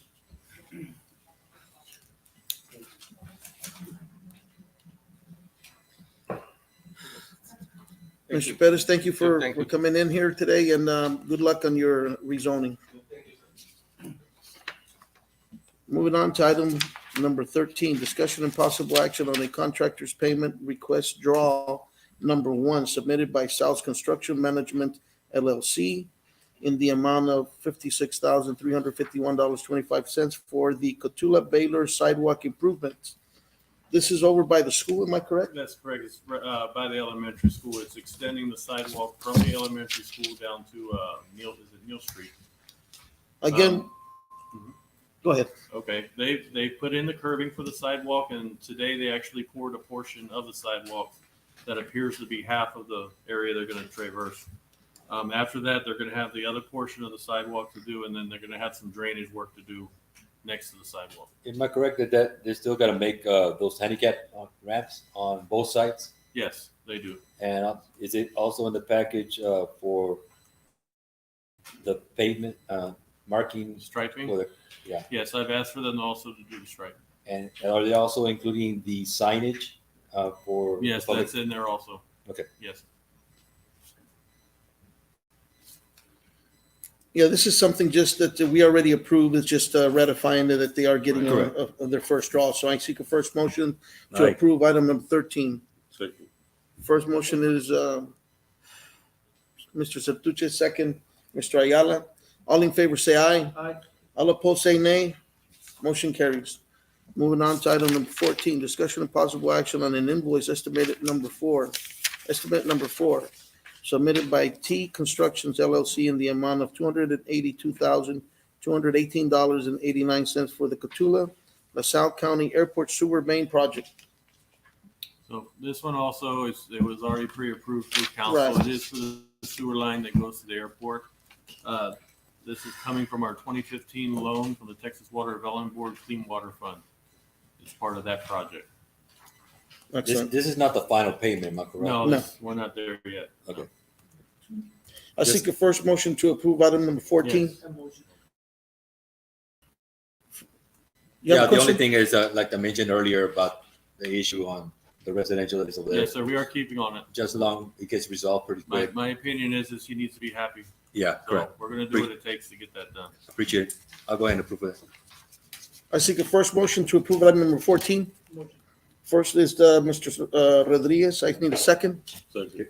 Second by Mr. Ayala. All in favor, say aye. All opposed, say nay. Motion carries.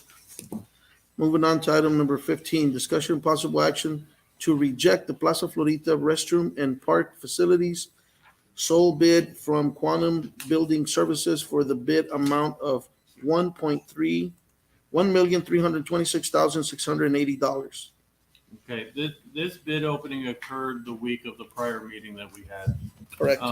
Our pre-bid meeting, we had a total of 8 contractors that attended. When it came down to the bid opening, I had 1 contractor.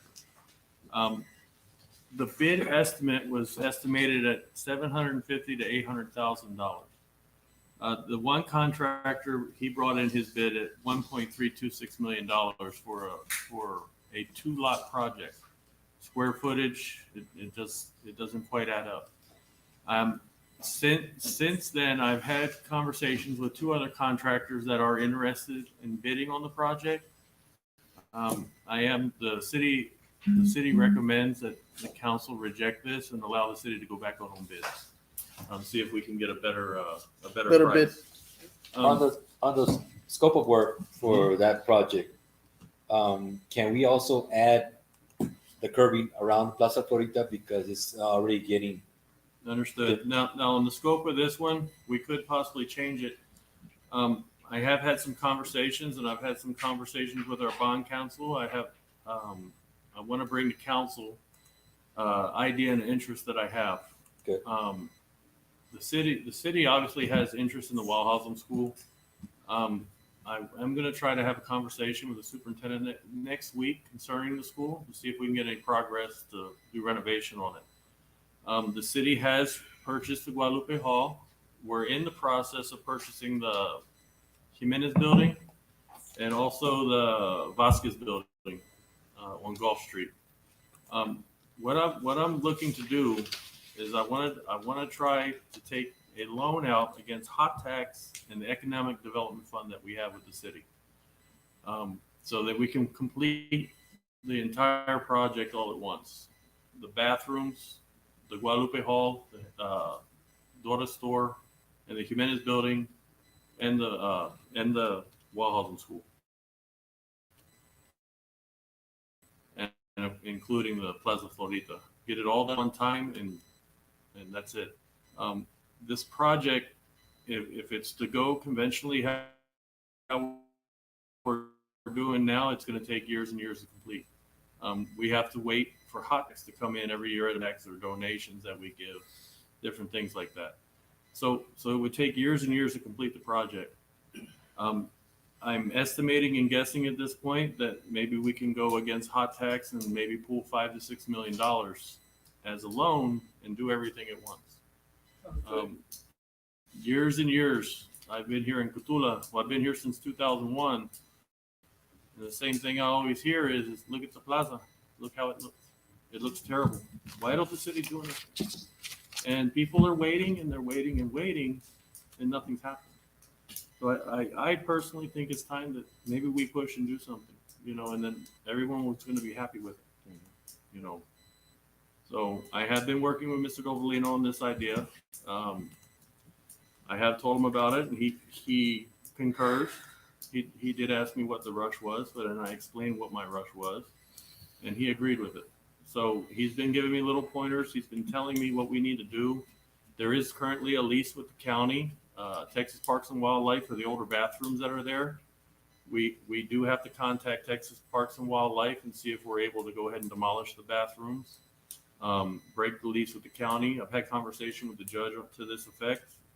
He's on board. He's ready to go. So, we can make this happen of course, with approval of council. So back to where we are though, I am asking for us to decline this bid and go out again. Because I feel that we are going to be in the $600,000 to $800,000 range on this project. Yeah, we're overpaying on right now. Right, and we need to be conscientious. I have a question. You said you had 8 contractors that bid it, that Pre-bid. pre-bid. So they came in with interest of the project. Okay. And they Did wanted they give to you bid. a reason why they didn't bid finally? They did. They told me that they didn't bid on the project because they didn't believe they had a chance to get the project. That's exactly what I was told. And I had a conversation with them and I explained to them that that is not the way things are and that's not how it operates. And everybody has an equal chance.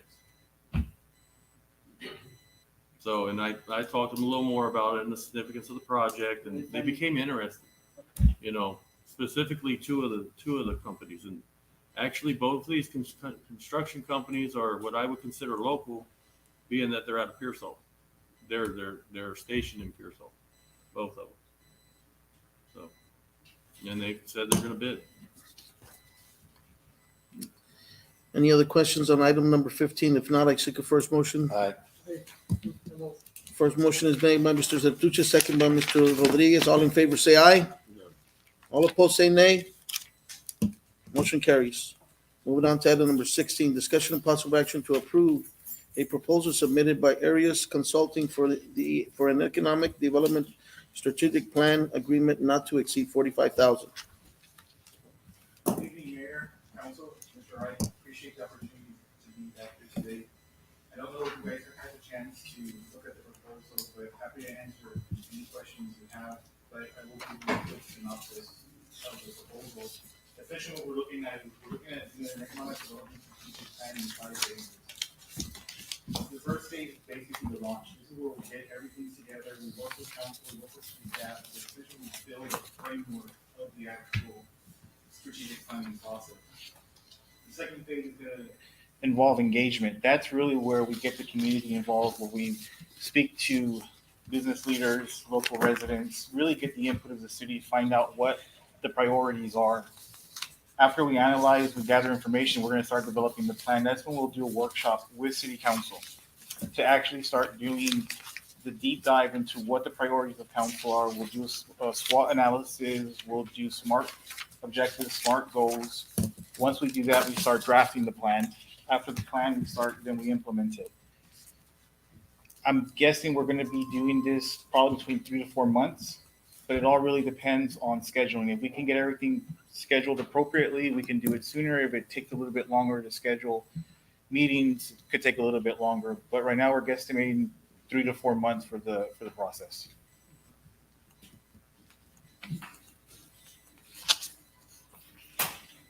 Councilman, any questions? Yes. I got one question. Yes, sir. What will be your cost for this? The project itself is 40,000. The 5,000 is for expenses. So that could be negotiated because there's a series of mail outs that we want to send to the community to help encourage participation. So one of the direct mail pieces will be to promote the actual survey. So we're going to do a survey, an online survey for 30 days. And we'll have copies, paper copies throughout the city for those who don't have access to the internet or can't maneuver it. So one of the direct mail pieces will be promoting the survey. Another direct mail would be to promote the actual community forum where it's open to everybody. So that's an effort for us to be able to actually get as much participation as possible from the community.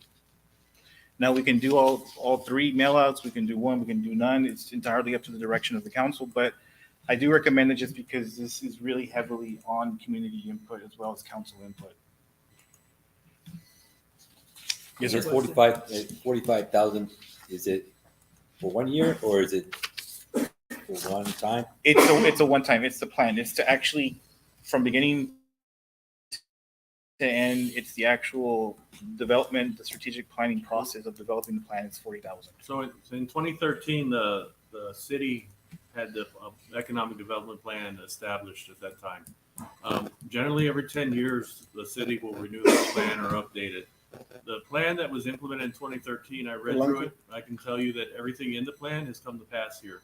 The only thing that was left in the plan that didn't come to pass was the city charter, which it outlined in that plan. So currently, moving forward, the city has really no economic plan on paper, and that's what Mr. De La Rosa is looking to do. So how soon can we get this project started? Good question, Councilman. Yeah, pending the outcome of tonight's meeting, if it's successful and we move forward with the project, I would coordinate with Mr. Wright and we can start the process as early as next week, but it all depends on Mr. Wright when he's available to get the process started. The first stage is to hold the kickoff meeting. The kickoff meeting is really what sets the stage for the remaining process. So from my perspective, we're available as soon as possible if the outcome is positive tonight. How long do you think that this project will take? It's going to take 3 to 4 months. But again, it all depends because we have to host a series of workshops and committees in the public. So we need to interview each council member. We need to interview city staff. We're going to interview community stakeholders, whether it's the county commissioners, the county judges, the elected officials, essentially the folks who have an impact on the city direction or the county direction. So it just depends on scheduling. If we're able to get everything coordinated quickly, we can maybe finish 2 to 3 months. But if it takes a little bit longer to spread out the meetings, 3 to 4 months as far as the schedule. What happens after the plan is done? Are you staying around to work on the plan and finish the whole project? That is a great plan, Councilman. And so, in my viewpoint, this is just the first step. So, as I mentioned at the last meeting, you have to start somewhere to get things moving forward. So this is actually the first step.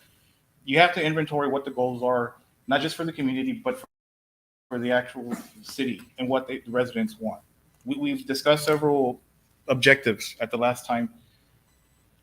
This is just the beginning of the process. So when we finish this plan, it really is just a kickstart because now we actually have to implement this plan. So that's essentially step number 2 is the implementation. So how do you do that if staff doesn't have the resources or Mr. Wright doesn't have the support? That's where we would come in and do the administrative things for the plan, the actual implementation of the goals, the strategies to help reach the objectives of the city. Now, the implementation is just the second part. And I'll give you an example. Economic development is a competitive field. We sit along the 35 corridor with other municipalities that are vying for these businesses as well. Just to give you an example, the city of Pearsall and Divine are currently working, and I know some people don't like this, but they're actually working on a tax abatement program. Pearsall is working on a single family home for developers for a tax abatement, and Divine. I don't know the specifics of that one, but they're already, some folks may not like tax abatement, but that's just one of the tools that is available to communities to be able to bring in businesses. This implementation portion would help develop those types of policies so that we're not behind, so that we're actually ahead of our competition. And it is a competition. The third part that will coincide with the actual implementation is actually taking this plan and cheerleading it anywhere we can. Anyone who's willing to listen, whether it's at the state level, the federal level, whether it's in San Antonio trying to get corporations, specifically maybe HEB or Walmart, to come down here. So and we're y'all do have contact with the HEB and Walmart. we do. We actually have higher up contacts at Walmart and HEB, and we've made contact with not local here, but local in Laredo, a developer who actually does residential, commercial, and industrial building. So those are the folks that we're going to take our plan and we're going to champion this around to anyone who's willing to listen. As a matter of fact, I've had very preliminary conversations, so nothing has been solidified, but I've had a chance this past week to speak to the chairwoman of the Cotulla Chamber of Commerce. And we've been discussing some initiatives for the chamber in order to help this project along the way. So whether that is branding to help promote the city for economic development, whether that is to create a legislative agenda for the state and federal level, and whether that is to help with business retention and expansion by doing lunch and learns on a monthly basis, different topics. It could be, how do you market your business? How do you register your business? How do you get loans? How do you do basics of bookkeeping? Whatever the interest is. We're having preliminary conversations with the chamber to get that going. Hopefully I'll be able to have that discussion with Mr. Wright next week sometime. But this really is just a first step. It really is. It doesn't end here. It really, in my opinion, it is a 3-step process where it's the development of the actual plan, categorizing everything, implementing the actual plan, and actually developing the ordinances and the incentive packages and the marketing to put Cotulla out in front of everybody. But then it's also to take the plan and champion it to whoever is willing to listen to us. So, long story short, to answer your question, is we're available. We're more than happy, and to be honest, I don't see, and albeit this is a biased opinion, but I don't see anybody else in a better position than us to be able to champion this plan for you guys and put Cotulla forward. I'm gonna ask another. How's your? I know it sounds kind of weird, but how's your heart for this town? Look, class of '99. Fortunately, Mr. Garcia is not here. Grew up down the street from you.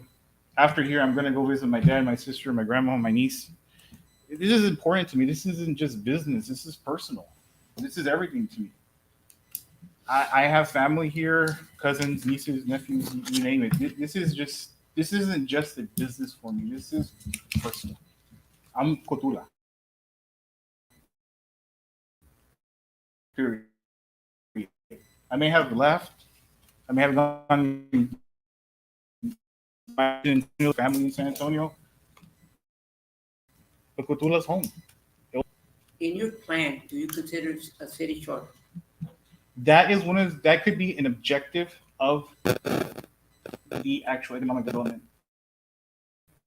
plan, which would actually be a vital component to it because of the specifics that a charter amendment can do. Because some businesses wouldn't work with a charter. Mm-hmm. They would consider to come into a community that has a charter. The last charter that was presented to the public, which is why I really stress community involvement in this plan. Because if you don't have the buy-in of the community, it's never going to work. So it's very important that people have every opportunity to be able to express their opinion. In my opinion, the last charter wasn't handled as best as it could have been, but a recommendation to address this at the appropriate time in 2 years to develop a strategic plan for that would probably more than likely be part of that plan as well. What is your, if you don't mind answering this, what is your history on developments or strategic plans have you done for other cities, and what have you brought to them? So John, and John sends his regards. Unfortunately, he couldn't be here. He's actually finalizing a $17 million 3 or 4 year plan for one of the clients. And so he wasn't able to be here, but I basically learned strategic planning working with Congressman Cuellar, working for Councilman Chip Haas, working for Delicia Herrera, Councilwoman Herrera, and then working for the city of San Antonio for 6.5 years. I've done political campaigns, I've done marketing, I've done advertising, I've done annexation, I've done stormwater impact fees. We've done analysis on inventory, on materials for streets, which types of applications. John has done a number of issues with utilities, the energy and natural gas. For us, I can't just tell you what we could possibly bring because I don't know what the priorities of this plan are going to put out.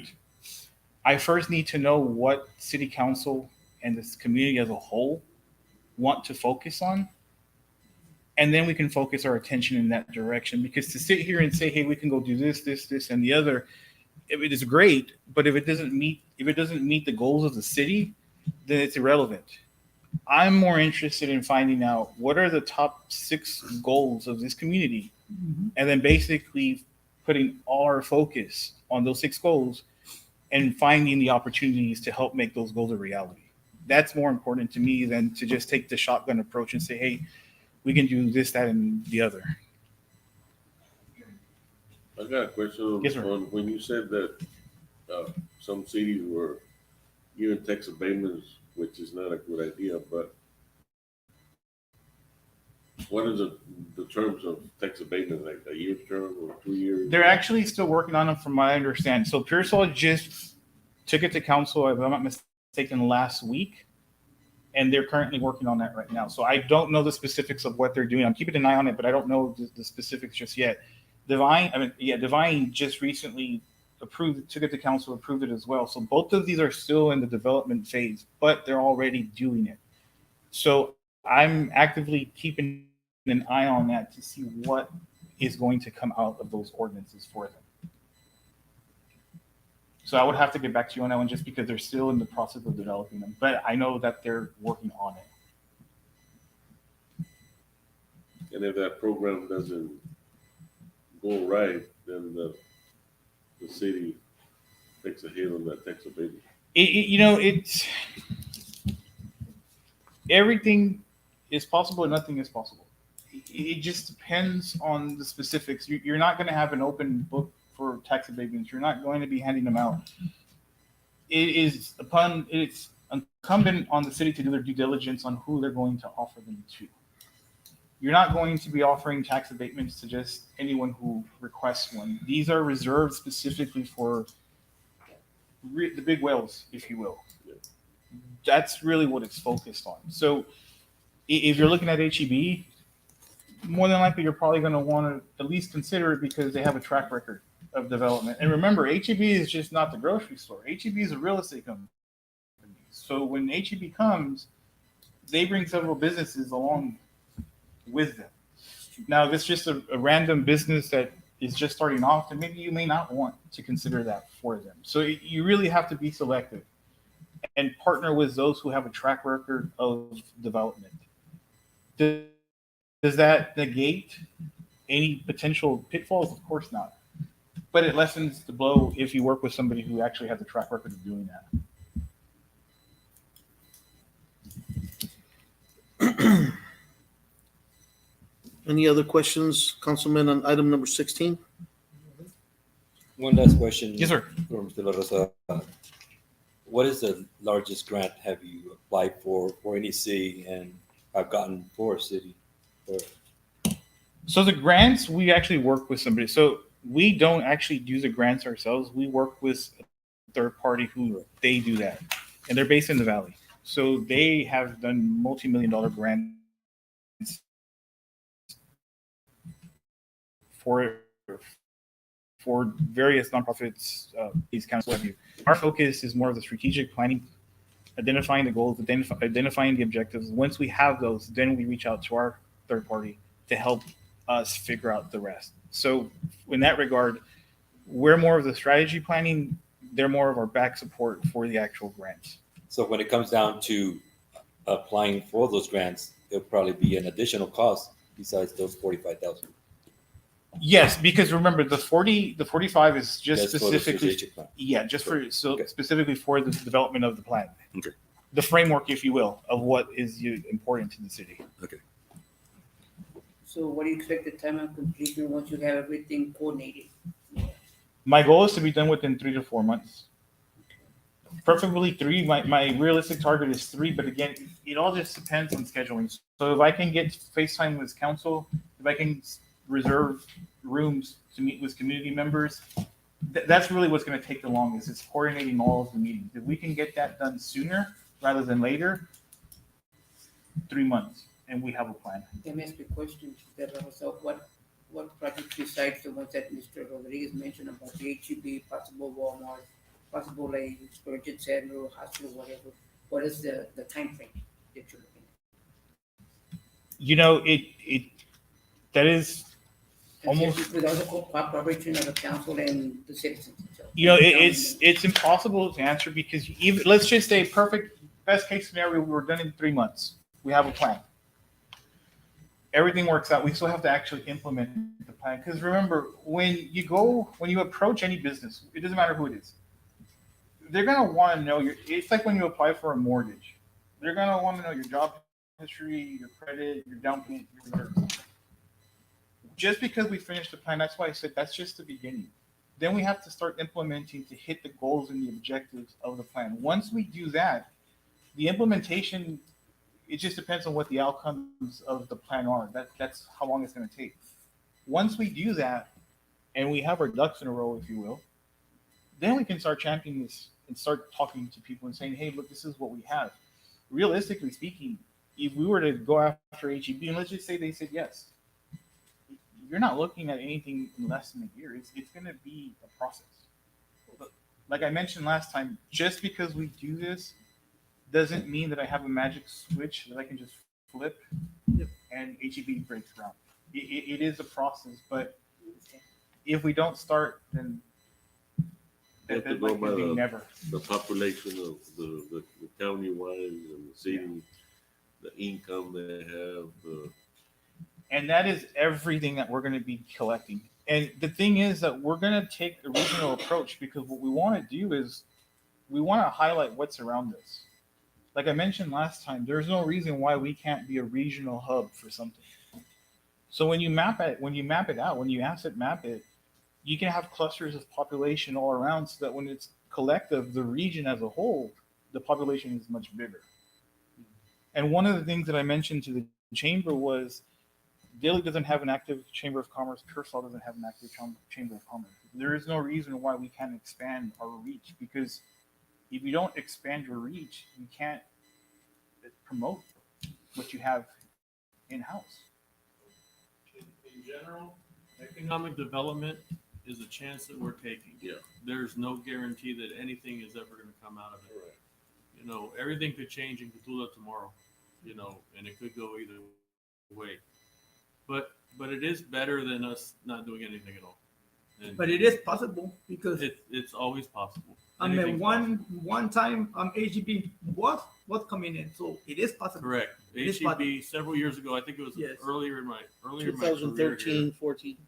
they did apply and they actually took out permits to build here. And I believe the problem is what I was told, it was the tax abatements. I believe at that time the city had no interest in giving any type of abatement.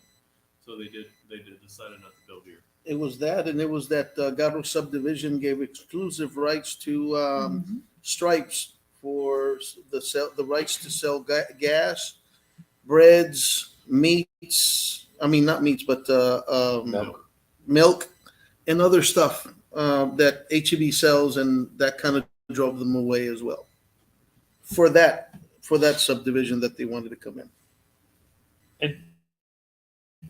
Mr. Wright is correct. And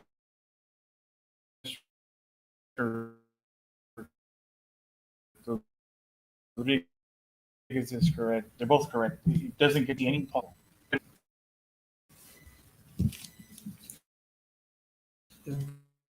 They had excuse me, I stutter, okay? I stutter every time if they had interest here, I couldn't see why not. They wouldn't think of coming back. If we can give them a tax break as well, you know, because we have to also give, you know, in order for us to bring businesses. You know, it's like you have to spend money in order for you to make money. Right. You know, and if you don't spend, you just want to pocket everything. You ain't gonna make no money. You know. Yeah, that's right. That's if you have a business. You know. Without growth, we stay where we are. Yes, we have to. I always say it, and I would always say it, you know, we have to out with the old, in with the new. Old ideas. We need new ideas for our town. We have to have faith, you know. We have to step out, man. Step out. We're just stuck there. We've always been stuck there, you know. There has not been, and this just means no goals, nothing, you know. This is a big thing coming to our town. This. And we don't move ever. We will not. We'll stay stuck in the same place. We don't work with each other. With the county work with us. You know, as one plan and one plan. And all, you know. I mean, that's just me. You know. So I mean, it's possible. HEB is possible. We have I-35. There's no reason why we can't grow. We can't do anything. You know what I'm saying? I mean, I always speak of my heart. That's why I asked you, how's your heart here? Cotulla is always growing. As you can see, we have a new loop over to the north side of Cotulla. A lot of the growth here in Cotulla happened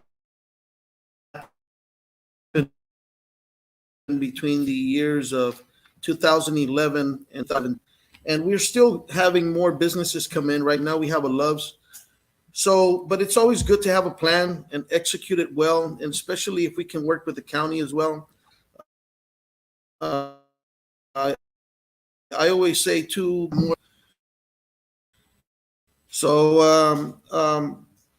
I think we should move forward with this. If you guys are okay, I seek a first motion to approve item number 16. Second. First motion is made by Mr.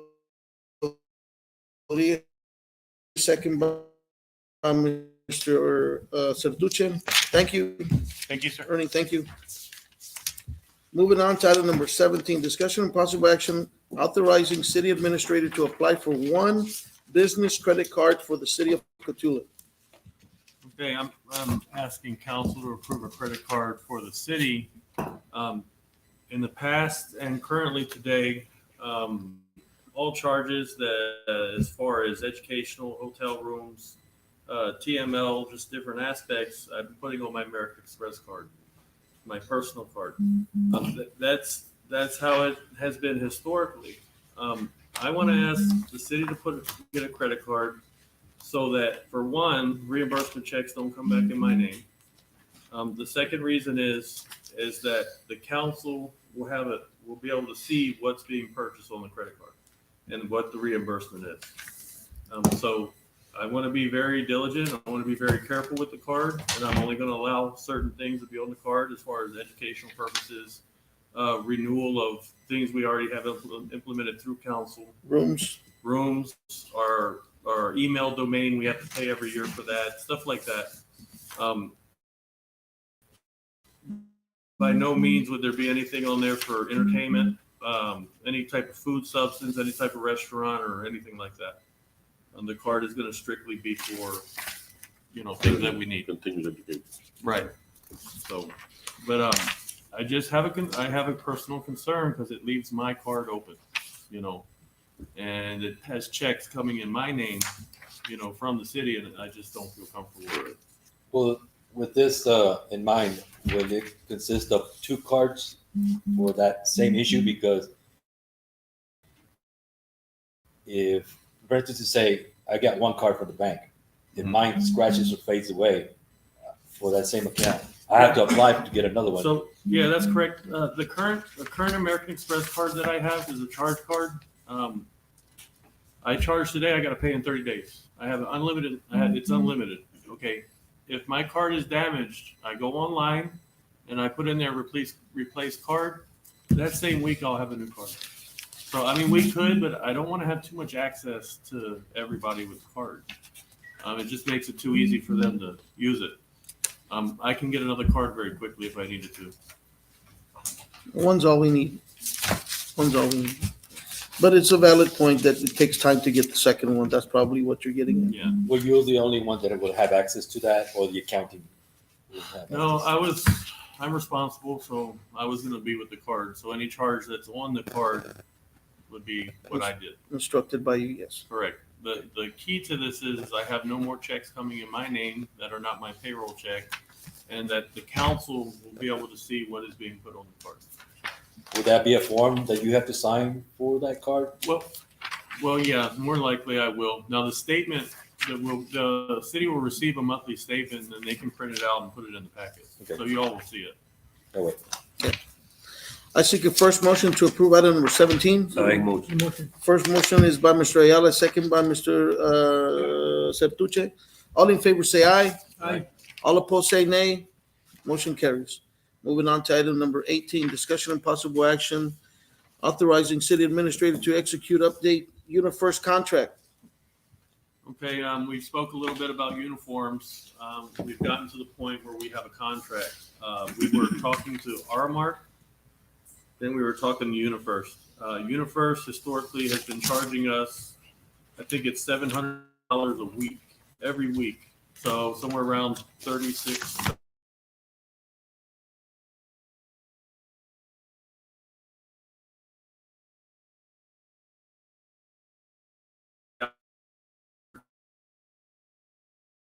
In the city as far as working staff outside. I went back to UniFirst, and I had a question about a contract, maybe that we had an active contract with them. And I found we have an active contract that was signed in the year 2020 for years. So it wouldn't out until 2025. At that point, I started talking to UniFirst, and I said, hey, from what I can see, you're charging us double what we should be charged. Is there anything that you all can do better? And I said, because we have the ability, we have a contract, but there's a limitation in that contract. I could rent a couple mats from Aramark. So they recognize this. So what they did immediately with the current uniforms that we have, they took the price from $700 $303, a week, down to $303 a week. I asked them, well, he was pretty quick to say, well, we can go ahead and design a new contract for you. It's going to add a year, because the current contract will be up in 2025. We would add a year to it, and we'll give you all new uniforms, shirts, jeans, everything, everything that they're offering now, but new, and how, the design that we want, for a quarter of the price, so pretty much a new contract with UniFirst at this rate. The uniforms that we have looked at, we've gone to the supervisors in the field. We've asked some of the staff how they feel about the uniforms, and everybody says we just want something cooler. So staff and myself started going through the catalogs that UniFirst had, and we found a shirt that's a reflective shirt. It has reflectors on it, and it's like a construction yellow color, and then a pair of blue jeans, which is different from what we currently have. Myself personally, I always had concern with the blue jeans because they were tight in the legs, so they would kind of rub. The new ones that we're picking out are lighter, thinner, and they have room in them. We got approved. The staff agreed, supervisors agreed on the uniforms, and of course, I'm asking for approval. The materialistic is well thinner than. Yeah, the shirt is called a ripstop shirt, which means it's very hard to puncture it or rip it, but it also has a vent in the back of it, so that it'll breathe, or if there's a breeze, that the air will actually go inside the shirt and cool them. Will the shirts change within the winter time? No, but we're gonna look into jackets for the winter. We did last year purchase jackets, but we will probably look into it through the rental agreement. Now, as far as I want to go a little further. I'm looking for approval on that. But as far as the uniform for the staff, I want to require every single person that works for the city to have a uniform, including myself. But the staff in the office and the council, we'd like to do a direct buy program through RMark, because for direct buy they are cheaper. Rental, they're not cheaper. Another thing that RMark offers is they have a contract for cabinets for first aid kits. So where you have a large first aid kit or cabinet that we can put at our public works, we can put at our water department, convention center, city hall, and they sell those for like $15 a week. And no matter how much we take out of the cabinet, every week they're going to replenish it. So, which I thought was a really good value. And we're going to look into doing that, and then the direct buy for the council and for the staff in the office. How many uniforms will the employee have? 11. So currently, UniFirst supplies us with only 6 uniforms. They agreed to do 11, including a wash service, all for the lower price. Would they have the option of having half and half, long sleeve and short sleeve? Yes, that's actually already set that way. Okay.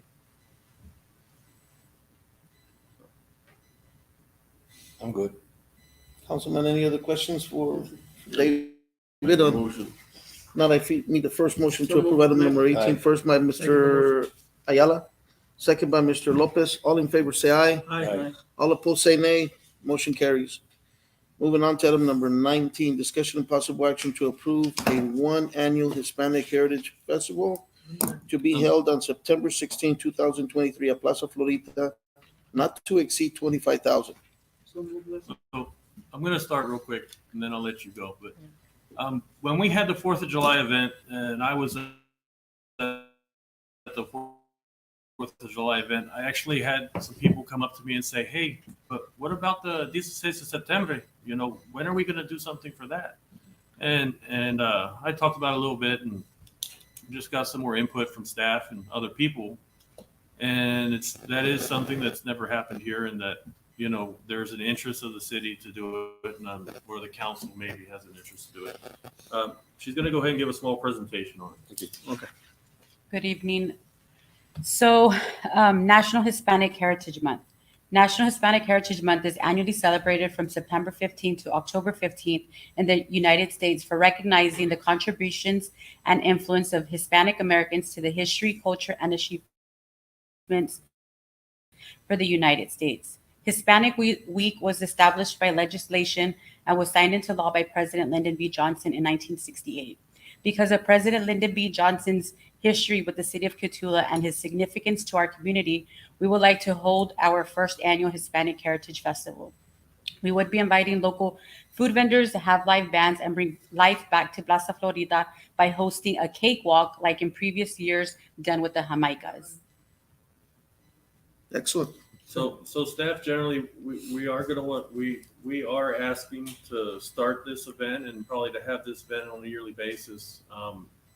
And maybe we can branch out to the county in the future. We're not asking to do that at this time, but maybe we can, or different entities. But we are looking for, obviously coming from our hotel motel tax, a $25,000 limit to do the event.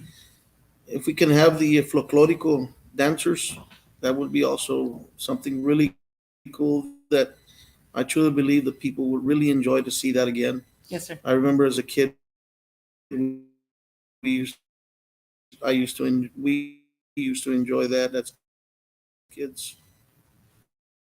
Yes, sir. So We can do that.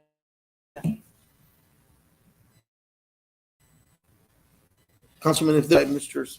Sertuche, all in favor say aye. Aye. All opposed say nay. Motion carries. Thank you very Thank you, much. Liz. Thank you. Moving on to item number 20, closed session. Texas Government Code and Section 551.071, 1 and 2, 551.074, personal matters, and that's A, B, amusement redemption machines ordinance. It is now 9:21.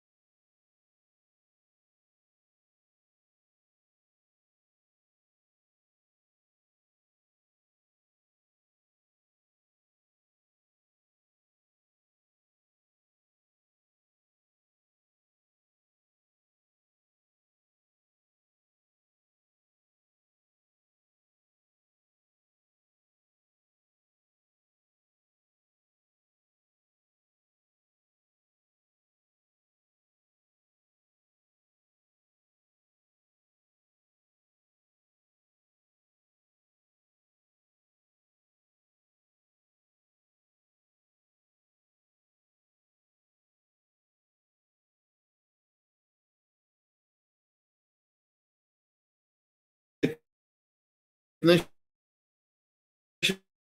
on your cue.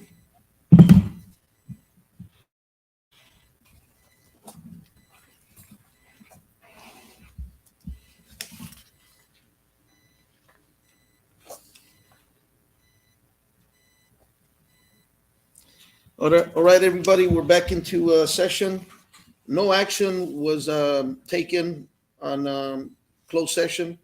It is now 10:03.